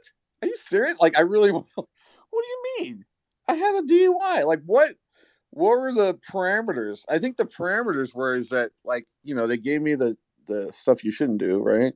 And I did that training, but I also, classic me, I was like, this is fine, this is good. This material could be organized better. Like, you know what I mean? I'm starting, like, I'm gonna go ahead and build the prototype for you idiots. It's like you disrupting the AA meeting that they make you go to or whatever, right? Right. And it's like, have you ever thought about starting with a narrative? Man in the jungle, beast attack. Is like, no, you need this to get this signed up by the judge because you're supposed. Yeah, this could be an e-learning module, and it's like 1992. Yeah, exactly. And man, I mean, nothing is more intimidating to me than a courthouse. Like, just like walking up the steps to a courthouse just gives me, like, I don't know, because I feel like if you're doing that, you're either you're a lawyer and you're going in like you're like a like this Yeah, if you're nice. not a lawyer, you're not excited to be there. Yeah, I mean, and it's what's funny is that the other thing too is that the more you're afraid of something, the user experience of a set, like, that's a big thing too, is that if you're You afraid just of hit the on something experience. Wait, big. wait, You heard wait, that, wait, Yeah. wait, Casey? wait. You Hold heard that? on. You You're heard telling that? me you're telling me that it doesn't feel like you're innocent until proven guilty? No, I was talking about the oh financial no, Oh, about if you're afraid of starting an experience, the user experience has to be completely different to take into consideration that fear and apprehension. yeah, Yeah, I mean, what I mean is sort of like, yeah. what's funny is that many things in the courthouse have not evolved since, like, right, 1805, right? There's like, you go to this desk, you talk to that person, you fill out these things. We have a restroom for the good Americans and the bad ones, and then the women, right? It's like, I mean, they're just, it's like, it's really, at least our courthouse, like, it's just like everything is ancient, right? It's like, what are you here for? I'm here. I think I'd like to get my son. He's convicted. All right, grab a number. Oh, Jesus. I mean, it's like, it has that vibe of that. And what I mean is, like, when you're already in a state of trauma or in a state of perceived trauma, especially, like, the user experience could be as easy as, like, the slots machines in Vegas, but because you're afraid, you don't even see a slot machine. You don't see the door that says open. You don't see the thing that says this is where you need to go, because you're terrified. So the whole interface in front of you is gone, and all you feel is the fact that those first two steps you took toward the courthouse, you were already convicted. In fact, you know what I mean? And the funny thing is, you're there to pay a parking ticket. You know what I mean? Like, you want to go in and, like, lay down on the floor and, like, put your hands, like, behind your head and be like, "Sir, no, you just need to pay the fine." "Oh, I'm sorry, I didn't know." I love it when Dude, Dave Chappelle does the whole, like, like, "All right, now bend over and show me your ass." You're like, "Oh shit, I didn't know that." That's how I, like, go into the bank. "Oh, Mr. Chappelle, I didn't see you before," right? You know what I mean? I just love that. having chatted with some criminal attorneys from time to time, the way that they talk about the business of the judicial system is horrifying. Oh, I has to. yes, yes. That's just one additional story, and I'm gonna go to bed. I had a federal gun charge. I left a gun in my bag in 2003, January 3rd, getting on the airplane in Memphis, Tennessee. First time in my life to ever be arrested. The sheriff's deputy felt really sorry for me. The FBI guy didn't cuff my hands behind my back. He cuffed them in the front. And we sat down, and it was a comedy of errors because first off, they never asked me for my statement, and they well, we got to go get the bag and all that. It was in my car because the other officer put it in there. Well, I go through this litany of trying to politic the the head of the whatever you call the guy. I forget what it's called, but he wouldn't politic, wouldn't change the policy. Still wanted me to plead to he said, I got to charge you with a felon. I can't let you plead to lesser charge. And then finally I said, okay. I said, I got to find an attorney. Buddy of mine found an attorney in Memphis. He politicked him. Then he found me a defense attorney. And after all this expense, I have post-traumatic syndrome, because of federal agents. But going to court was an experience that, you choose your jury, you put them in, not your attorney, not some committee, you do it. And it's like, you gotta be kidding me. So now I can't tell you which one's to pick. And I learned so many things. And when they found me not guilty in 45 minutes because I told the truth, it was a mistake, it was stupid, and every juror hugged my neck after they left because I apologized to them for taking up their time for my stupid mistake. Sat down with my attorney afterwards and says, oh yeah, we talked to the prosecution attorney, we talked to the judge, you weren't going to get any jail time, judge already said your record was so clean and all that, so y'all walk around with like playing Indian with cards on your forehead. He says, yeah, who's going to have the best game? And I just looked at him and said, you got to be kidding. Then he turned around and looked at me and said, well, we got to January 3rd, 2004.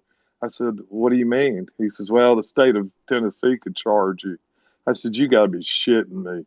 He says, no, but that's okay. I'm really good in state court. They're not going to do it. And if I'd have tried you in state court, it would only cost you $350. And I paid him, $31,000. I mean, it's like, what? Oh my God. Yeah. So I it saw was this with Quinn.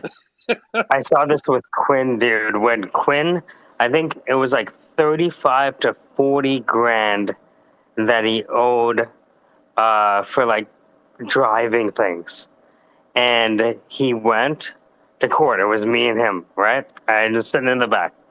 And he goes up and he owns up to everything, right? And he's getting cross-examined by this guy hard, like really hard. And I'm on the edge of my seat, right? And in the middle of the whole proceeding, right, a guy walks in from the back. And the judge looks up at the guy and says, oh, I remember you. We're going to put a hold on this case right here, and I'm going to talk to you now. And so now Quinn, instead of like answering these questions, has his whole proceeding put on hold, and now the judge deals with whatever the problem he wants. And apparently the judge loves this new guy. So after about 20 minutes or so of the judge talking to the person he wanted to talk to, I guess someone he feels empathetic for, they move on to Quinn. And now the judge is happy as shit. And Quinn's fines went down from like 40 grand to like 7 grand, and that was that. And we walked out there being like, oh, what the fuck just happened? Yeah, it's crazy. Chance, man. Yep, this was it. That's like the judge I had. It was his first trial after being off a year of going through anger management because he locked up an attorney in his office on a chair, cuffed him to a chair.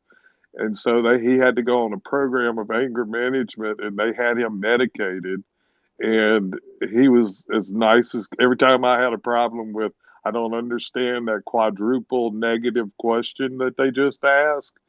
So I would answer with some other bullshit. And then finally, the prosecutor would say, Your Honor, direct the witness to answer the question, blah, blah, blah, play that game. And it was like, you got to be kidding. And I looked at the judge, just as answered the question, Mr. Cox, and I said, Your Honor, if I understood the question, I would answer it. And he says, okay, rephrase your question. Then I was able to say, I don't understand the question. And he had to rephrase it until finally it got to the point that I could actually answer it and understood what he was asking. Because he would do, I'd start counting the yes, no, yes, no, yes, no. It's like he's trying to catch me and I'm not asked the question. And the final question was, is this the gun that you normally carry? And my answer was no. I never shot the gun. The gun still, it's in a case. It spent 10 years and 6 months in jail. Okay. And they called me to either come get it or dispose of it. I went and got it. And it hasn't been shot since. And to get it, I went into the federal lobby. And when the guy brought it down and he started to hand it to me, I looked at him. I said, there's signs on the doors and I can't handle that gun. And I said, and I can't take it from you. You want to walk out to my car? He says, no. You'll sign the paperwork right here and I'll let you get to your car, Mr. Cox. I said, okay. Wow. So Wow. it's an experience that I wish on no one. But what was really bad is one of my best friends in town went to the local liquor store and he had scraped the terrorist website of the FBI, put my face, and they called me Oma Ben Toten. Oh.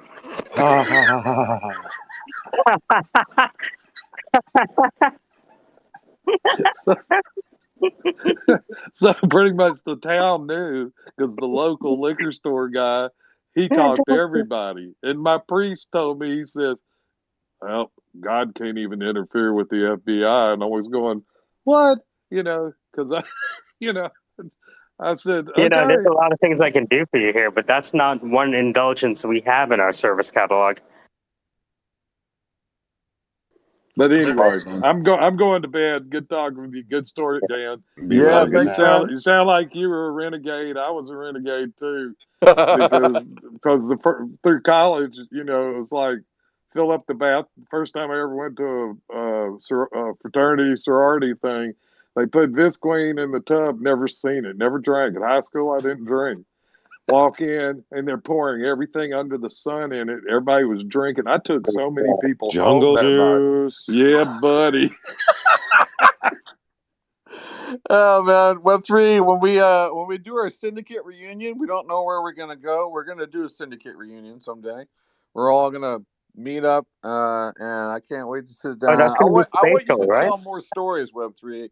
That was Yeah. a damn good story, Spatial and I want to hear has more, man. a All right, crazy man. comedy Y'all have a album. good evening. Good night. All right, Good take night, care. man. Yeah, man. Web3 has those crazy stories. This is good, guys. Dan, Thanks. today was fun. KC was the asshole of the day, so congratulations, KC. What Thank you. happened? There's always I feel like there's in my head while I'm working, I'm like, yeah, they're probably having a good time in Spaces, and then at the same time, I'm like, well, they probably had a 9/11 there, maybe a couple other things, but I mean, they're probably having a good time in Spaces. What happened? Yeah, it was great. KC, when did you enter the situation? I can't remember. So, Mike and Roger were kind of surfing for talent, looking for projects and people and things, and they stumbled across a group of people that didn't take kindly to it. And I came into the room as they were on their way out, and I came up on the stage kind of having a sense of what was going on and just played into it and had fun, loosened them up. We started getting along, shooting the breeze, making jokes, blah, blah, blah. And then I bounced out back into Soyuz space that was now up, and a couple of the guys followed in. And, oh, wait, was it after that the REIT guy was in there, the NFT real estate guy, or was that? Yeah, exactly. Yep. And then he came in after. Yep. Right. So one of their crew is all hyped up and they're all got his back as he's launching this awesome project where he's tokenizing real estate, man. It's going to be awesome. And so I had I had a lot of words of advice for him and things for him to consider because their crew was kind of like trying to Google source the information as I was talking about it. And so I just kept piling it on more and more and more and more. Led them down the hole through decentralized co-ops to condexes and multifamily conversions onto portfolio spread blanket mortgages and just kept piling it on higher and higher and higher. It was fun. It was a good time. And the thing is, like, it was all genuine, interesting information. Like, if they take that information, they could. How much could they make? Like, it's crazy. The Yeah, options we provided them were astonishing. that's awesome, man. Well, the thing is, some people, I don't know. When I'm trying to think of an interesting analogy that goes with it. Probably don't need one, but I always think about the kids that come up to me that they want the cliff notes. Can you just tell me all the things I need to succeed at my startup? And there's a part of me that's like, oh yeah, not a problem. Let me give you. Here you go. It's gonna sure way to do it. But it's kind of like, it's like Rick and Morty, the devil's gift store. Oh yeah, this will do it for you. Oh, though it does have a. It's not that big of a deal. Go ahead and use it. And You don't like your eyes. You don't need to see anything, right? It'll be fine. It'll be fine. Yeah, exactly. Well, Yeah, that's somebody where asked me to do they want to learn how to pitch. I'm like, all right, read these 3 books. They're like, we're looking for a 1 to 9. I'm like, I'll give you 1 to 3. Book number 1, book number 2, and book number 3. Yeah, that's good stuff. I like that. No, it was a good day. It was a real good day. I had conversations with new folks, just new people that were meeting, and really enjoyed those conversations. Great. I'm working with this client. It's they're kind of trying to do cool stuff in like co-working space. I told my brother about how I moved my office over. My brother Chris, so this kind of happened the other day where I think this is back when I had that meltdown. I had the meltdown where it was like this different event on my schedule, and it was this event that my brother was playing music at a venue, and I get anxious in spaces sometimes. I don't know if it's Asperger's or I don't know what it is. All I know is that it wasn't on my schedule, and I live on my schedule. It wasn't on my schedule, and it was new, and I'm dreading it. I'm feeling massive anxiety about going to the thing. Mary's not really all that interested in going to the thing, but you know, sometimes you get obligated. You have this sense of obligation in the family. And it's something I've always hated in my family, I hate the notion of obligation. I don't mind someone saying, "Come and please be somewhere." That's fine. But the notion that you need to be there just because it's some invisible thing, I can't stand that. It's another. It makes me think of the company. Great, yet another annoying unknown physical element to the universe that we can't understand, to the list of other things that we choose not to understand. You know what I mean? So it's like, I don't know. But anyways, and I mentioned on Facebook, I said, I was feeling some anxiety, and he picks up on that stuff. And we have depression in the family. My brother Chris had Hodgkin's when he was 18. I was probably 16 at the time, and that was a big deal in the family. And we got him through it, but it sent my mom into a depression for a while, and that was hard. And so, I think whenever out of everyone in the family, I don't know, everyone's got a normal job but me, right? I'm the one that's, I don't know, I'm chasing whatever I want to chase. Are you two part of the black sheep club of your family? No. Welcome to the club. What's It's funny lonely, is but it's warm. my oldest brother Matt is, because he's adopted. He's definitely a black sheep. But now I feel like I'm the new black sheep in the family, because my brother Matt, once my parents passed and he got whatever he wanted from the will, he took off, which is unfortunate, because he's the one that lectures me on Zen Buddha. I ripped into him one day because my father had one night left in the hospital, and I called him, None of my brothers even want to talk to me anymore because they can't reach him. Right? So I call my brother and I'm like, hey Matt, Dad's on this last thing. You really need to come home and see him. You need to get the clothes. And he's like, yeah, I'm trying and everything. He made up one excuse or another excuse. And I just ripped into him. I said, you know what?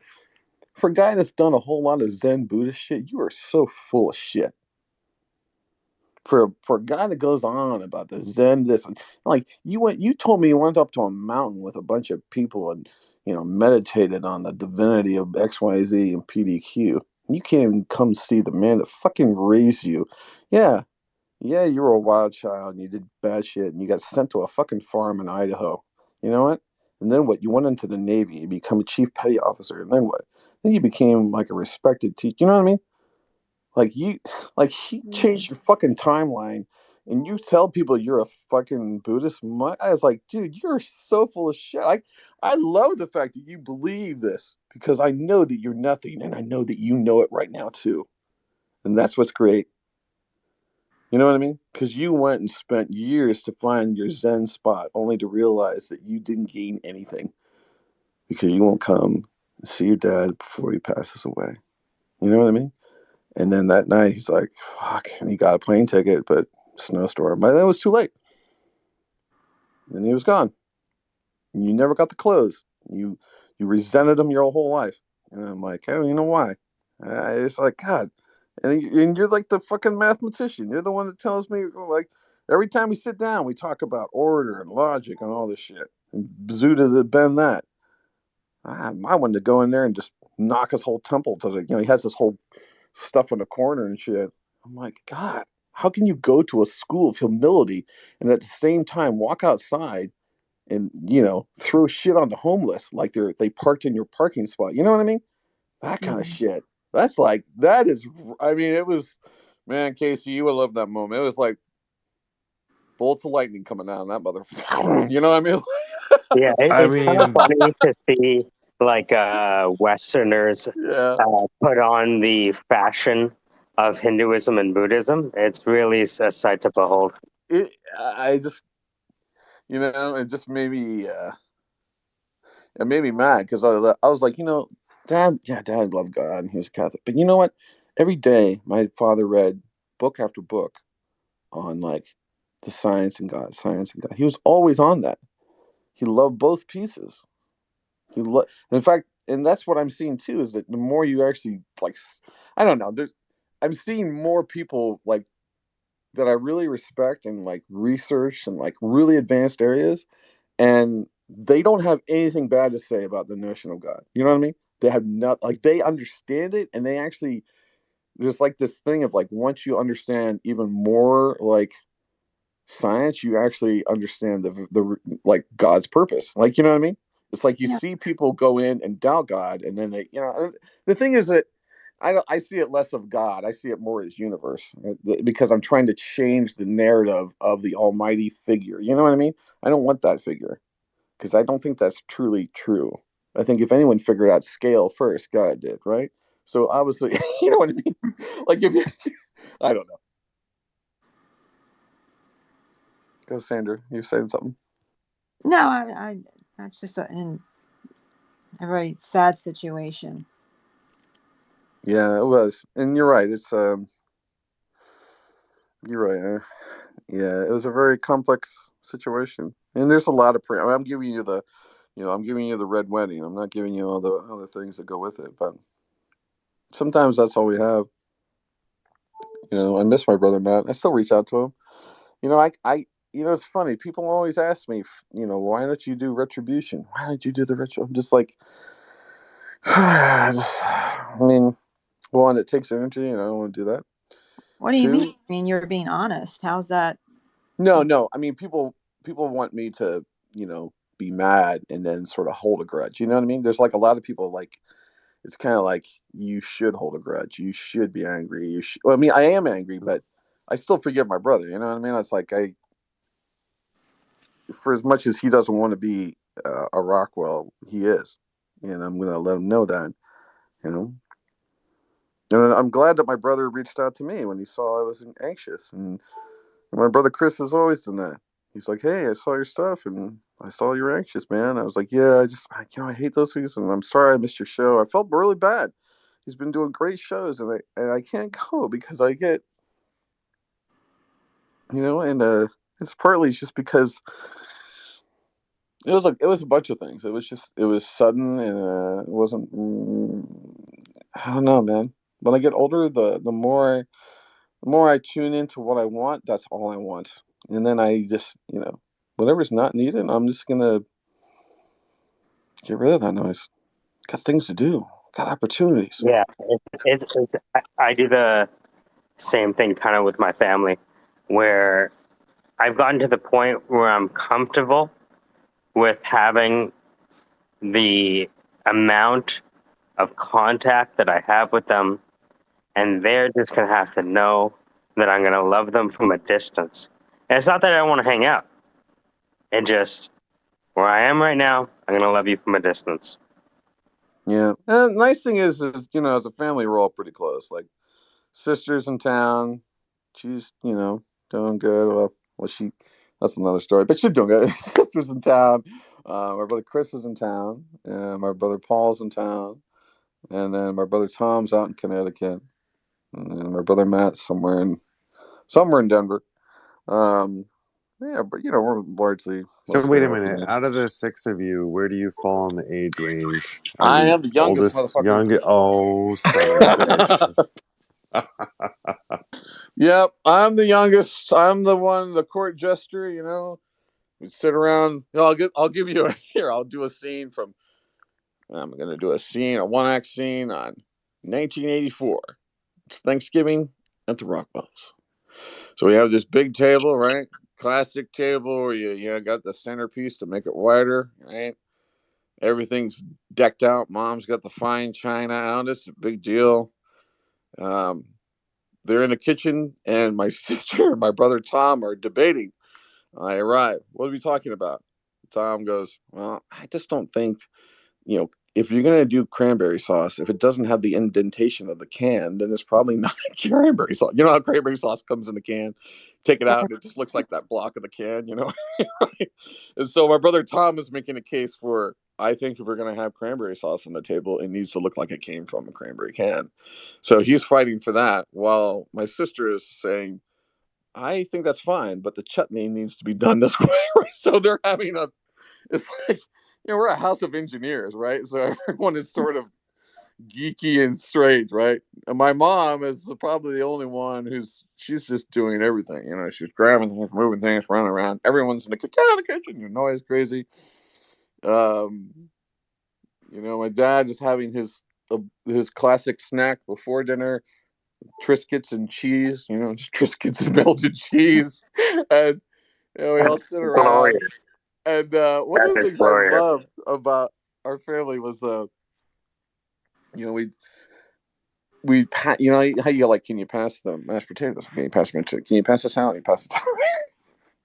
My mom would be like always asking, "Honey, you want some salad? Oh yeah, I'll take some. How about some dressing? Oh yeah, I'll take some good."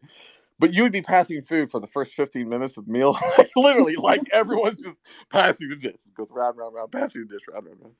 And that makes me laugh because it was just, there's 6 of us and all these kids and everything. And then, you just have this whole Trudgican army. That's what my mom would call us, Trudgicans.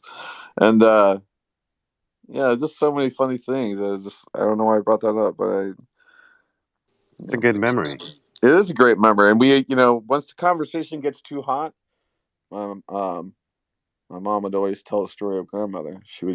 Grandmother would always raise her voice and say things like, "Well, aren't the flowers lovely?"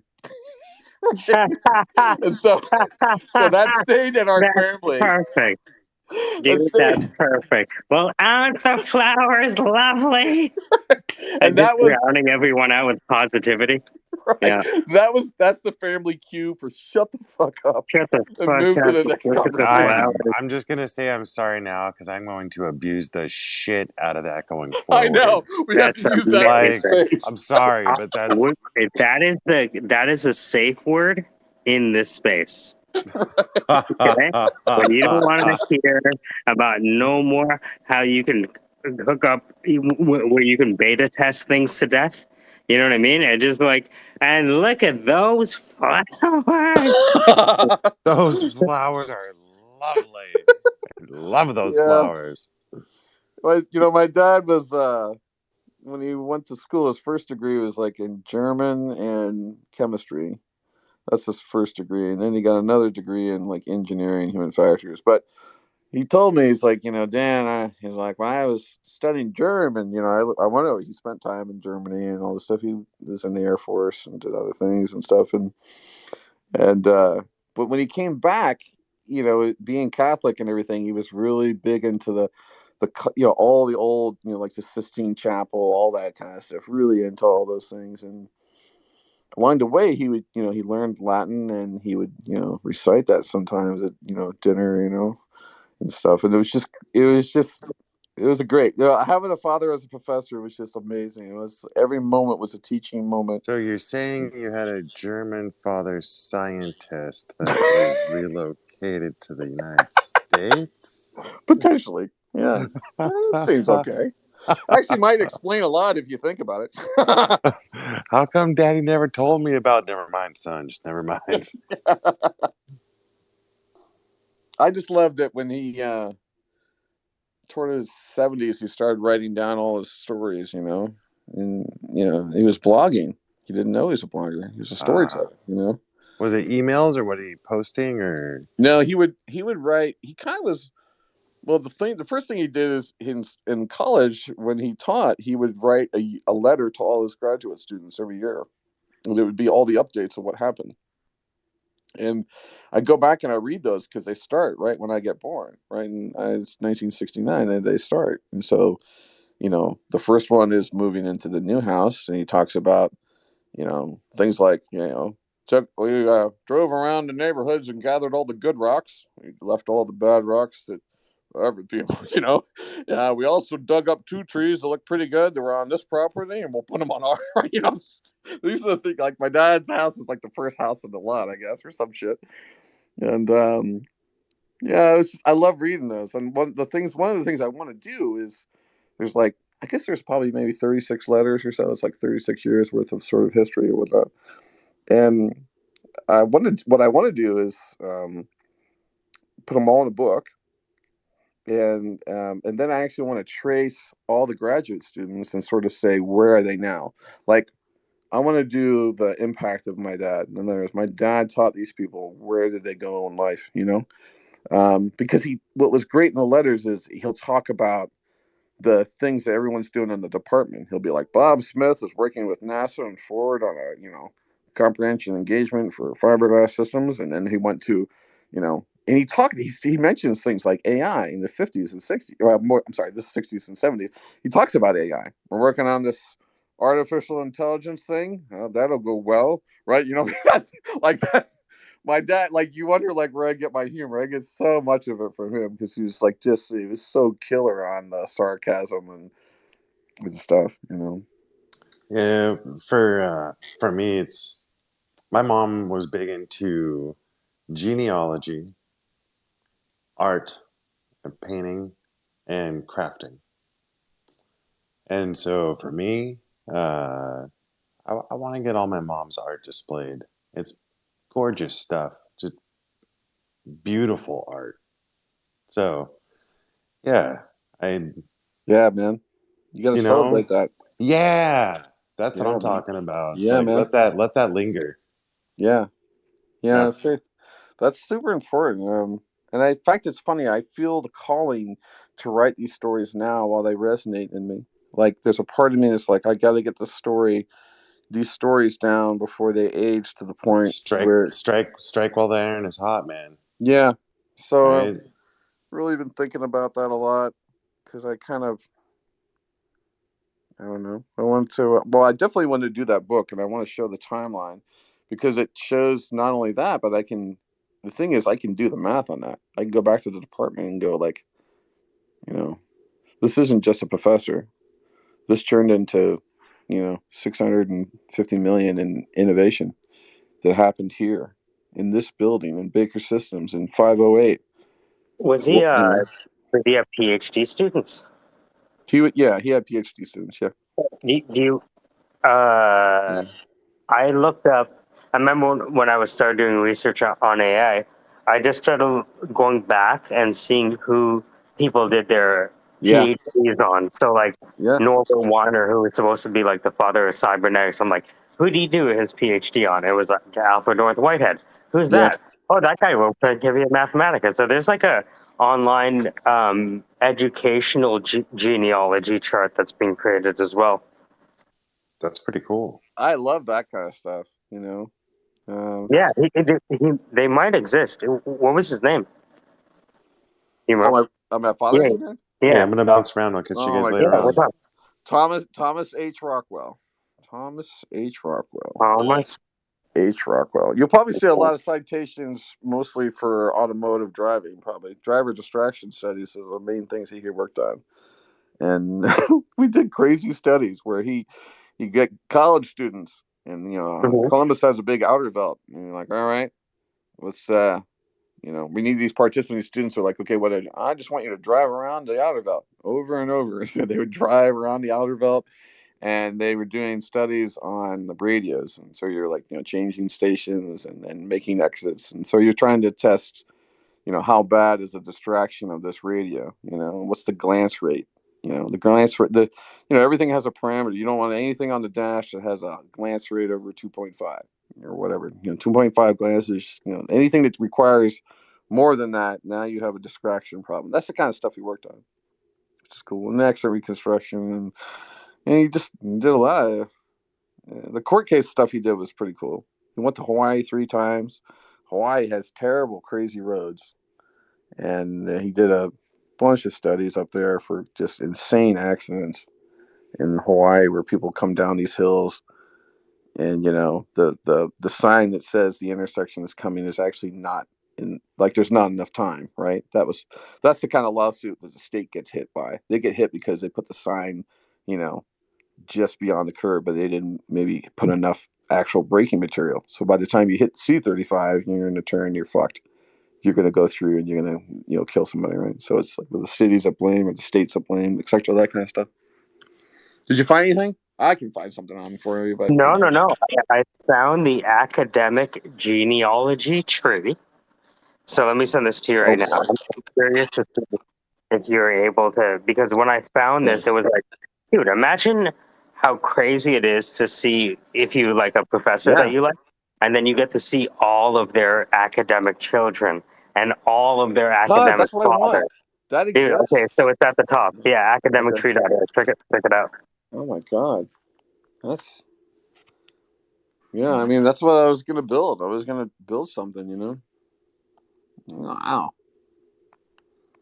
Yeah, so if you can find it. Wow. Huh. All right. What do you say, Dad? You're in here anywhere? Well, I might just go neurotree.org. I don't know what that is. It's loading infinitely, but I believe it. You know me. I always have the shittiest internet, but I'll explore it. Nice joke. Explore it. Hey, Bial, how you doing, man? Good to see you, Dan. Hi, Sandra. What's up, Mike? And last Koshi, of course. Hi. We're just chilling, talking about the day of madness and all the goodness to come to head. I'm trying to think. Yeah, I mean, it was a busy day, and that's the thing that's happening is I had to, try to explain some stuff to some team members. I was like, look, I'm multi-threading companies now. And they're like, what do you mean you're multi-threading companies? I'm like, well, why start one when you can start 6?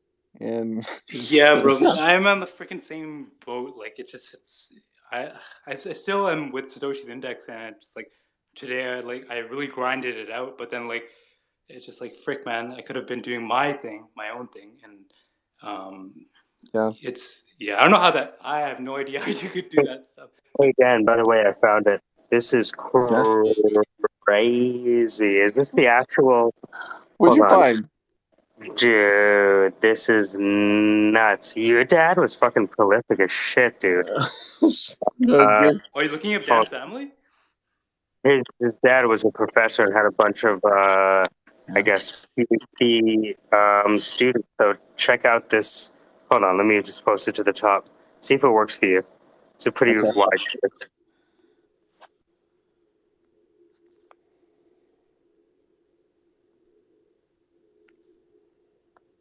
I have to look at it. Holy fuck! Hey, Allie, take a look at. So Dan's dad was a professor. So he comes from University of Toronto is at the top. That's right. So we go from Eli Franklin, who's at U of T. Thanks. Well, John's U of T, U of T, U of T, and that's Dan's dad. And then I have to turn my phone fucking sideways. Because all wait people. wait a minute. This you have Thomas Rockwell Mackey. His name is not Mackey. Is that? I don't know what this says. So someone else should be really proud, but not Dan, because there's someone. All right, so let's look again. At least we know it works. Although I want you to save that and always tell me that because that was Yeah, really good. no, that would be the origin story of the quantum dam. So Thomas. Thomas. I guess John was his middle name. John. Yeah, Thomas. Probably what it was. But I'm surprised it doesn't come under Thomas, because I saw his write up about him. Yeah. Huh. Interesting. Name. I'm gonna definitely explore that more because that's exactly what I wanted. I wanted to know. Yeah, right. I wanted to know the tree of his students and where they went. Yeah. Yeah. Because then I want to see if some of them are alive, right? And say, I want to make the story, I want to create. Is it possible that the papers are still up? Like Thomas, is it H. Rockwell? Yeah, it's H. Thomas H. Rockwell. I'm sorry, Hugh. That's right. My bad. Hugh. Oh my God, Okay. I don't know my dad. Fuck. Thomas H. Rockwell. Okay. EDF. Mark E. Thomas in Department of Industrial Systems. Industrial Systems Engineering is where he worked. Yes, Thomas Okay, H. this is Rockwell. Ohio State. One of the ways that you could do it is type in the Thomas H. period Rockwell and then go file type :PDF into Google. Okay. You can go scholar.google.com and it only gives you Scholar.google.com would be a great one, and you just trace the citations of people mentioning his name, in the forward. Yeah. I need to do that. True views of motorist behavior in rural freeway construction. That's him. He wrote this when I was born. He on the movie. What did you say? Dan's dad was involved in human-computer interface before anyone named that fucking thing. Yeah, he had to work with Larry Tesler. Maybe, I don't know. I mean, I actually have some old photos of some of the research stuff they did, which are just amazing. You would never think, like, wow, like they have 8mm, they have like 10 8mm cameras and like an old, cab where they're like, they had one where they're like, they had a giant, like infrared, like laser. It's like the size of like a toaster, right? That was an IR laser back then. Dude, I'm reading one of his reports and it's blowing my mind. They said, so the driver questionnaire revealed that when making decisions about speed and lane changes in construction and maintenance zones, most drivers rely on their own judgment and cues from other vehicles rather than on signage. Yep. That's crazy. So what he's saying is that we have this like social way of driving, not sign way of driving. Fantastic. Yeah. So basically, you stop mostly not because of the language, but because of what the motion's doing.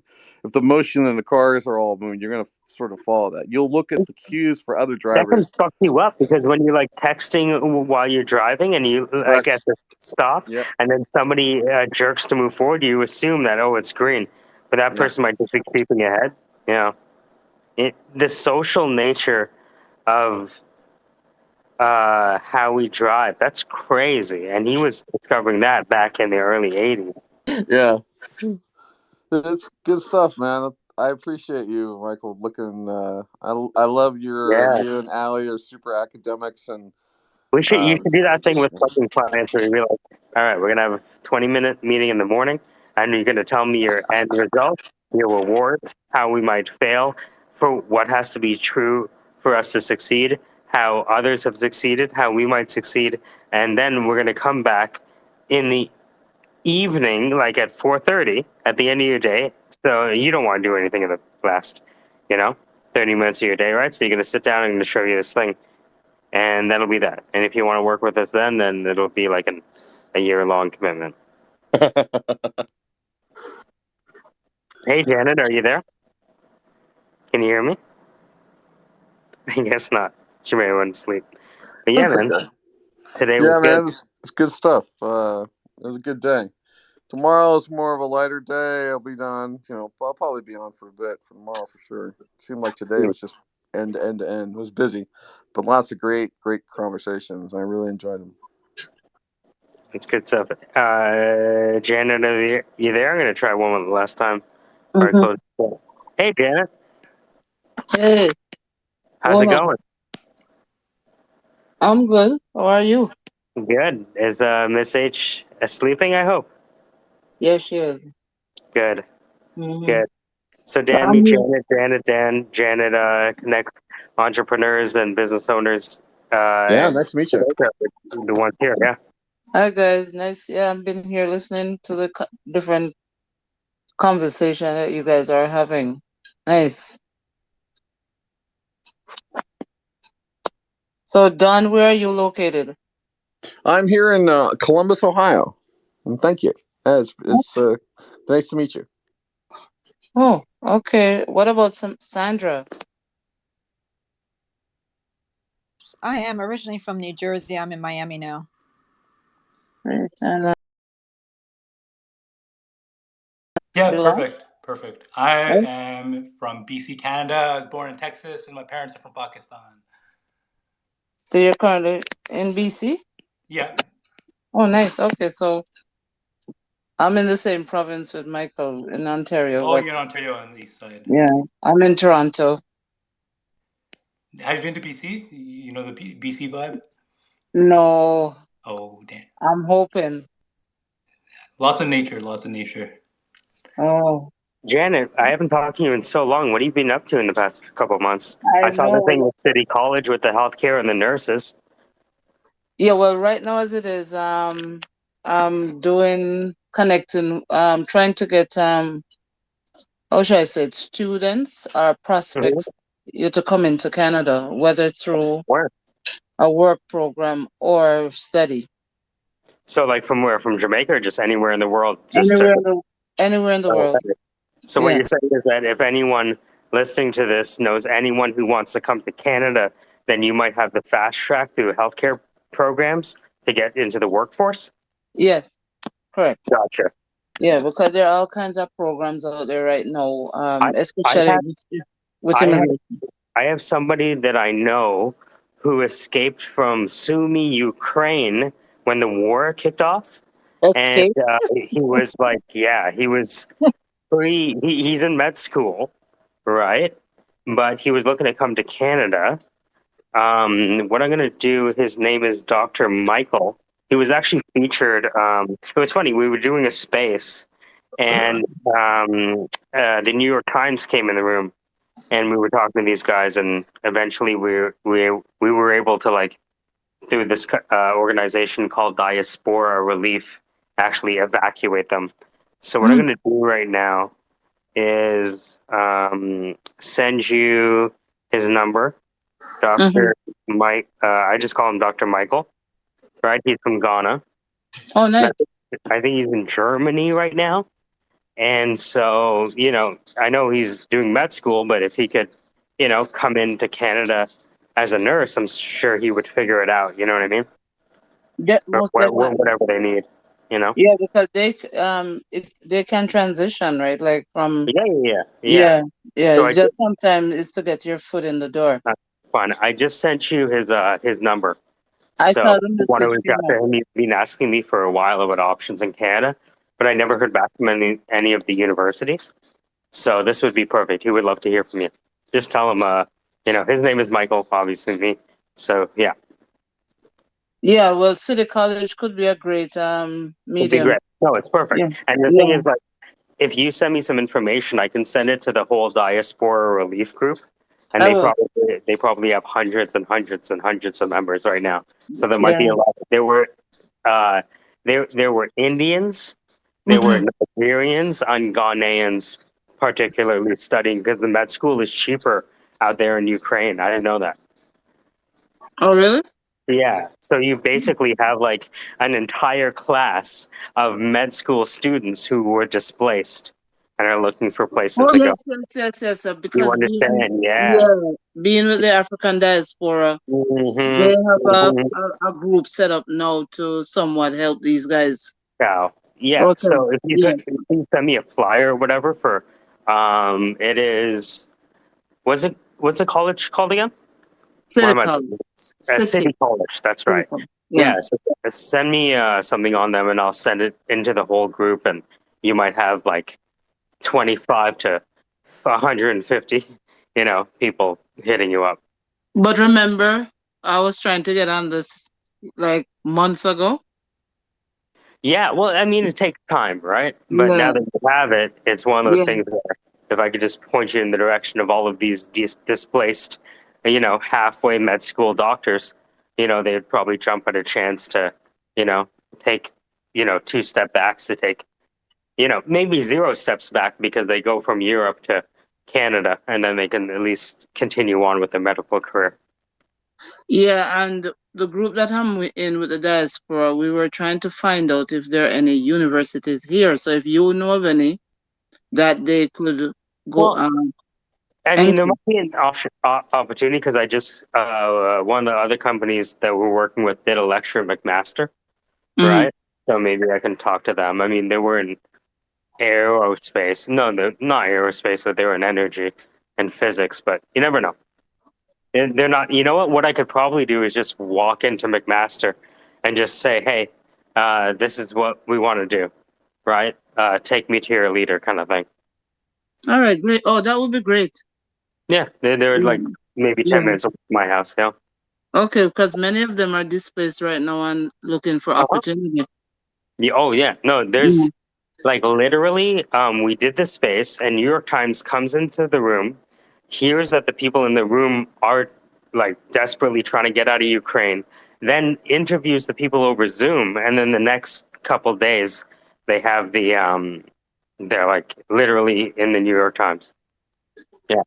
So Wow. and it's them from like back then when the war first broke out. Hmm. Because there was no way to leave, like there was no safe passage that could be reasonably trusted, right? And there were like stories of people like basically, having all of their stuff stolen and told to walk back by gunpoint. So Yeah, I saw a lot of videos were going around with these things. yeah, yeah, Wow. yeah. And yeah, it's amazing, but hopefully something can work out for them here in Canada. I mean, if anyone's able, like, how many people you think you brought into Canada so far? Over the years, I don't know, quite a few. Wait, what type of skill set are you looking for? Like, what type of job is Um, it for? it could be for anything, like, because Okay. now they have the national occupational code, and they go with immigration goes with that. So it's based on and sometimes it's just a matter of a point system, like you have the express entry that you Yeah, can come. So it depends on the what. primary one though is healthcare, right? The main one right now, yes, because Michael, as you know, about 6 hospital emergency rooms are closed. Uh-huh. Yeah, that's happening right now. So they're desperate for nurses. Whether it's PSW or RNs, right? They're Yeah. desperate. And then the government, which is the progressive conservative, Doug Ford, he even increased like the PSW there $3 an hour more he's given them Right. since COVID. Right. Yeah. Uh-huh. So the skill set can be anything. It's just that based on what you're looking for. It's open. Canada is open now for opportunity. Amazing. Yeah, it's open a lot through immigration. So All right, it's Dan. That's it for you in Ohio. Hmm? So Dan, that's it for him in Ohio. You gotta come up here. Right. yeah. Yeah. Great place to be too as well. Yeah, it's I've enjoyed it. Yes, Michael, I know that. So how's Harmony doing? What how's she doing in school? Well, as you know, it's a homeschooling, but kind of took Okay. a break there for a while. But next month things are, September. Right, Um, right. yeah, I was deciding should I continue to homeschool her or to let her go in. But you know the challenge with the school system. Oh yeah. Yeah, Oh and yeah. I reached out to somebody today or yesterday to find out, the best way. Because I know once it gets colder, they're gonna wanna go under lockdown. Like I'm not surprised. Once next month kicks in, we might be going under lockdown again or whatever. I don't know. No, you see it very clearly. Yeah. Yeah, Yeah. yeah, Yeah, that's good perspective for sure. Yeah. So, that's my problem there, putting her in the school system. Very yeah, scary. Yeah. yeah. Yeah. But You're she's surprisingly she hasn't been asking for you. I don't know which she has been, but I don't hear her asking for Michael. you're gonna have to Probably. I'm buy her curious, how some did more you guys chicken meet? nuggets. How did you Hmm? guys meet? How How did did you guys we meet? meet? Caravana? Oh, we met. Oh, you remember? What's her name? The chair for Carabana. What's her name again? Uh, Geraldine. It was through Geraldine. Stafford. Yes. So Yeah, you guys know Caravana. Caravana is the largest street festival in North America. Caribbean Festival. Yes. Yeah. So there's like, God knows how many millions of people come here Yeah. for that festival. So the original Caravana group, they were looking to move things forward. And you know that it actually has moved forward.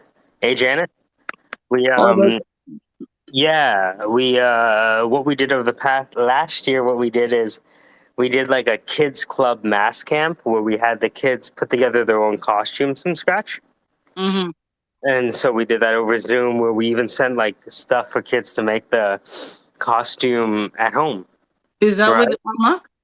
With a ma, exactly. Okay. Okay. Okay. Mm-hmm. So this year they got funding because they proved the model, and so this year they got funding. I think Oh. it's through the Toronto Arts Council or something like that, and then Okay. so they could afford to pay some people to help that were volunteers last year. So the volunteers became like, paid workers with them, and they executed again. And because it was planned, because it's the second time, they were Mm-hmm. able to get the media, and a bunch of people came. And Debbie Deer and her production company did all of the whatchamacallit, like the marketing. So everything looks great. They're working on the documentary now to track the costumes from Toronto, well, from Canada back to the Caribbean, all the way through to West Africa and Ghana. So Ama's working with Jerry on that. Oh, nice. Okay. Yeah. So so they're going well. It's funny because like about like a year ago, I knew that they were going to eventually go on TikTok, so I just reserved their TikTok for them. And so eventually, Yo. like today, so Wait. today they were like, yeah, Caravana's on TikTok? yeah. So what I Are did you is serious? I reserved Caravana Arts Group on Right. TikTok, and then a few weeks ago they decided to use it. And they're like, "Hey, I heard you have the password for TikTok." I'm like, "Yeah, I just don't know how to send it to you." And it's like I'm like now trying to fish through all of TikTok to figure out. Like, it's not a trivial thing, eh? Like me giving you, like, imagine I tried to give you this account. It's like, how the hell do I give someone else a social media account that I created? Because there's like all these like micro settings. But what was funny with Caravana was that even though I didn't post any content, people were tagging Caravana in their posts, even though we had nothing posted. So yeah, they're rocking and rolling now. That's great because the objective, as you know, from the Yeah. get-go is for Mhm. this, right?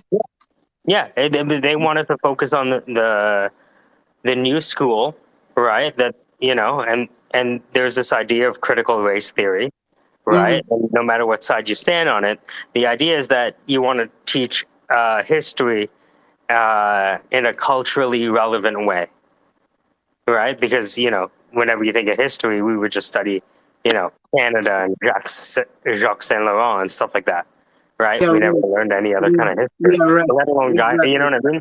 Like, we never really had that thing where it'd be like, hey, research your country's history. That I never had that class. So they're kind of doing it through art. None Which of is us cool. did. Yeah. So imagine being able to do it through art. So it'd be like, hey, first create your costume, and while you're creating the costume, you're going to understand perhaps the culture and the heritage, and maybe even some of the religion that comes from West Africa that migrated to the Caribbean, through Jamaica, through Trinidad, and then up to Canada. And so when you see Caravana and you see people in costumes, know why they did it. Exactly, and that's the whole thing from the get-go, right? Because the Caravana that they have now is not really Caravana, as you know. It's not the real Caravana. The Caravana Arts Group is the real one. Hello? Yeah, I'm here. I'm here. Oh, Wait, what what happened? happened? Why did it get diluted? Why did it become like Everybody just authentic? went silent there for a minute. Oh yeah, no, I was looking at the Caravana page. So far they have about 4 videos up, and they have a pretty good amount of attention right now. So Where are you on Twitter? Looking? no, I was just on TikTok. TikTok. Okay, I have Yeah, to check it out. What is it on TikTok? Caravana Canada- Arts Group? yeah, that's it. Okay, yeah, I'll check it out. Yeah, good Yeah. stuff. That's wicked. Yes. Oh my god. Sorry, go ahead. No, go ahead, Paul. No, nothing. I just Kit came in the room, and honestly, I've been looking at her art. It is so awesome. Like, she posted this like reptile like piece, and it's like, man, in all my 27 years, like, finally I found something, like a piece of art that's just like hit me. Like, I've always been looking at art, like seeing art, and just like finally something like resonated with me after so like it's crazy. Like, Kit is really talented, super talented. Oh, how old is the child? No, it's Kit. She's in the audience. She just Oh, okay, I see her here. Okay. yeah, Kit. She Yeah. just changed her profile picture. Like picture that she had before was like awesome.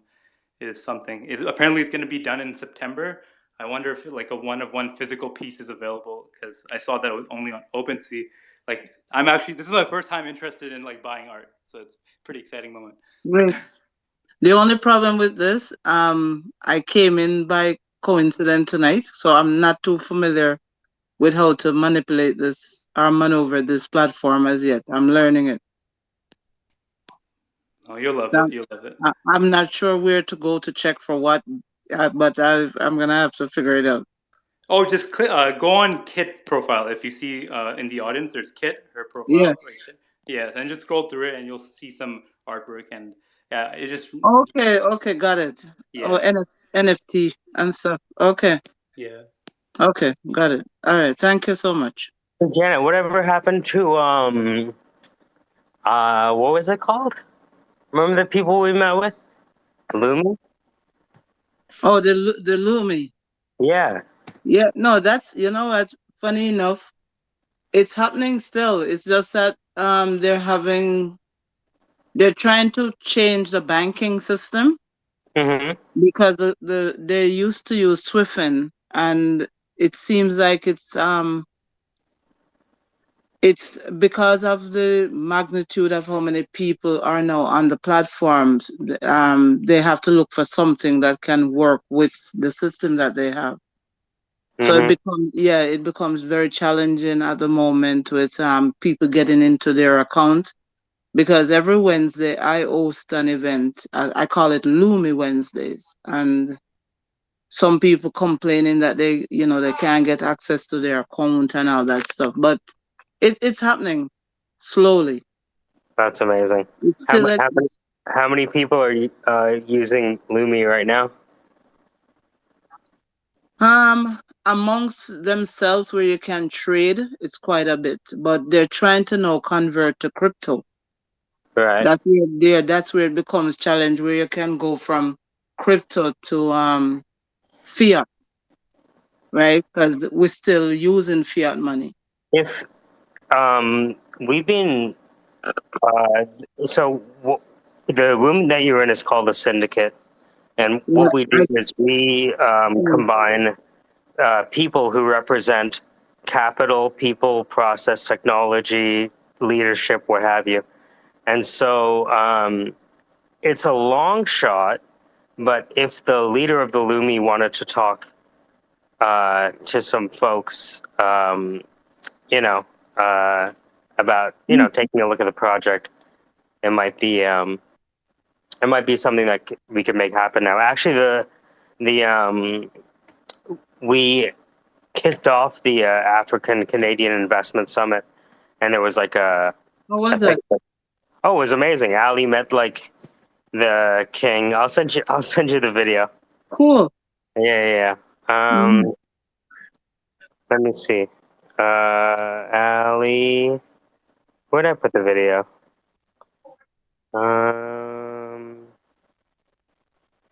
Let's see if I can find it. Or I probably put it everybody for chop. Do do do. Here we go. Um,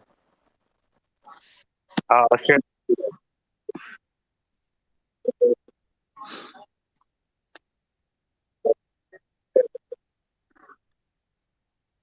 Question: can I check my Twitter on here? Well, you're on Twitter right now, but Right. what you're in is a kind of like a module within Twitter. Mm. So take care, Sandra. I love. Um, so what you're doing is what you see right now is the space, right, with everyone in it, Mm-hmm. right? On the bottom right-hand corner of your screen, you should see Mm-hmm. an arrow pointing backwards. Yeah, to the far right. Yeah, to the far right, Yes, right? it. So if you press that once, you'll go back to Twitter itself. You see that? Yeah, it says the syndicate joined. Okay. Yeah, exactly. And so if you go to there's a little bell on the bottom right hand corner of your screen beside the letter, and I tagged you in the video. Bell. I don't see no bell. So what's at the bottom right hand corner of your screen? I see an X and on the move. You don't see anything below the X? Oh, that arrow? I see an arrow. It could be. What I'm going to do is let me see if I can. How do I send this to you?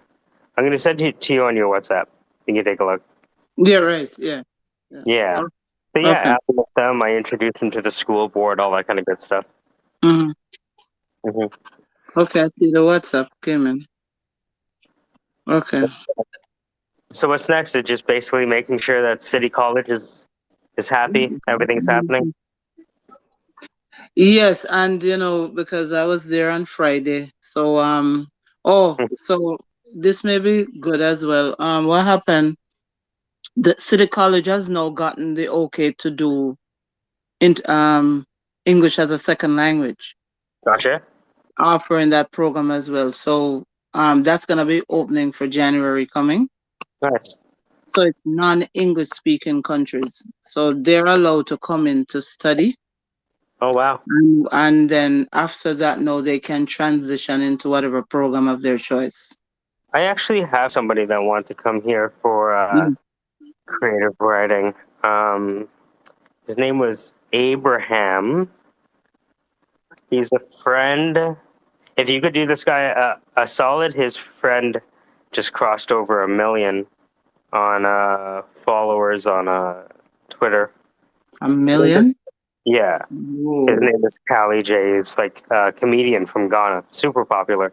So Abraham from Ghana wants to do creative writing over here.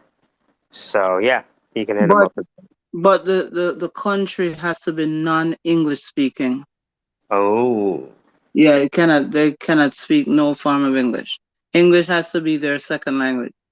I guess you can always pretend not to speak English, you know, something like that. No, but they would know because no English. immigration would What was know. that? Yeah, no English at all. Green card, no English. Yeah, so city colleges moving up, in that regards, That's good. Yeah, so that's another avenue there for people to come in to Canada as well. That's amazing. Yeah. All right, so I'm gonna close up this space, but it's great talking to you, Janet. I'm glad we could do this. I've Yes, been yes. tied up recently. I saw your message. You know how it is. Yes. Are you available tomorrow? Because Yeah, let's figure it out. Yeah. Okay. So you got my message or what I was talking about. Yes, exactly. Yeah. Okay. So I'll connect with you tomorrow. All right, sounds good. All right. Good night, everyone. Take care. Bye, Janet. Bye, kid. Bye bye.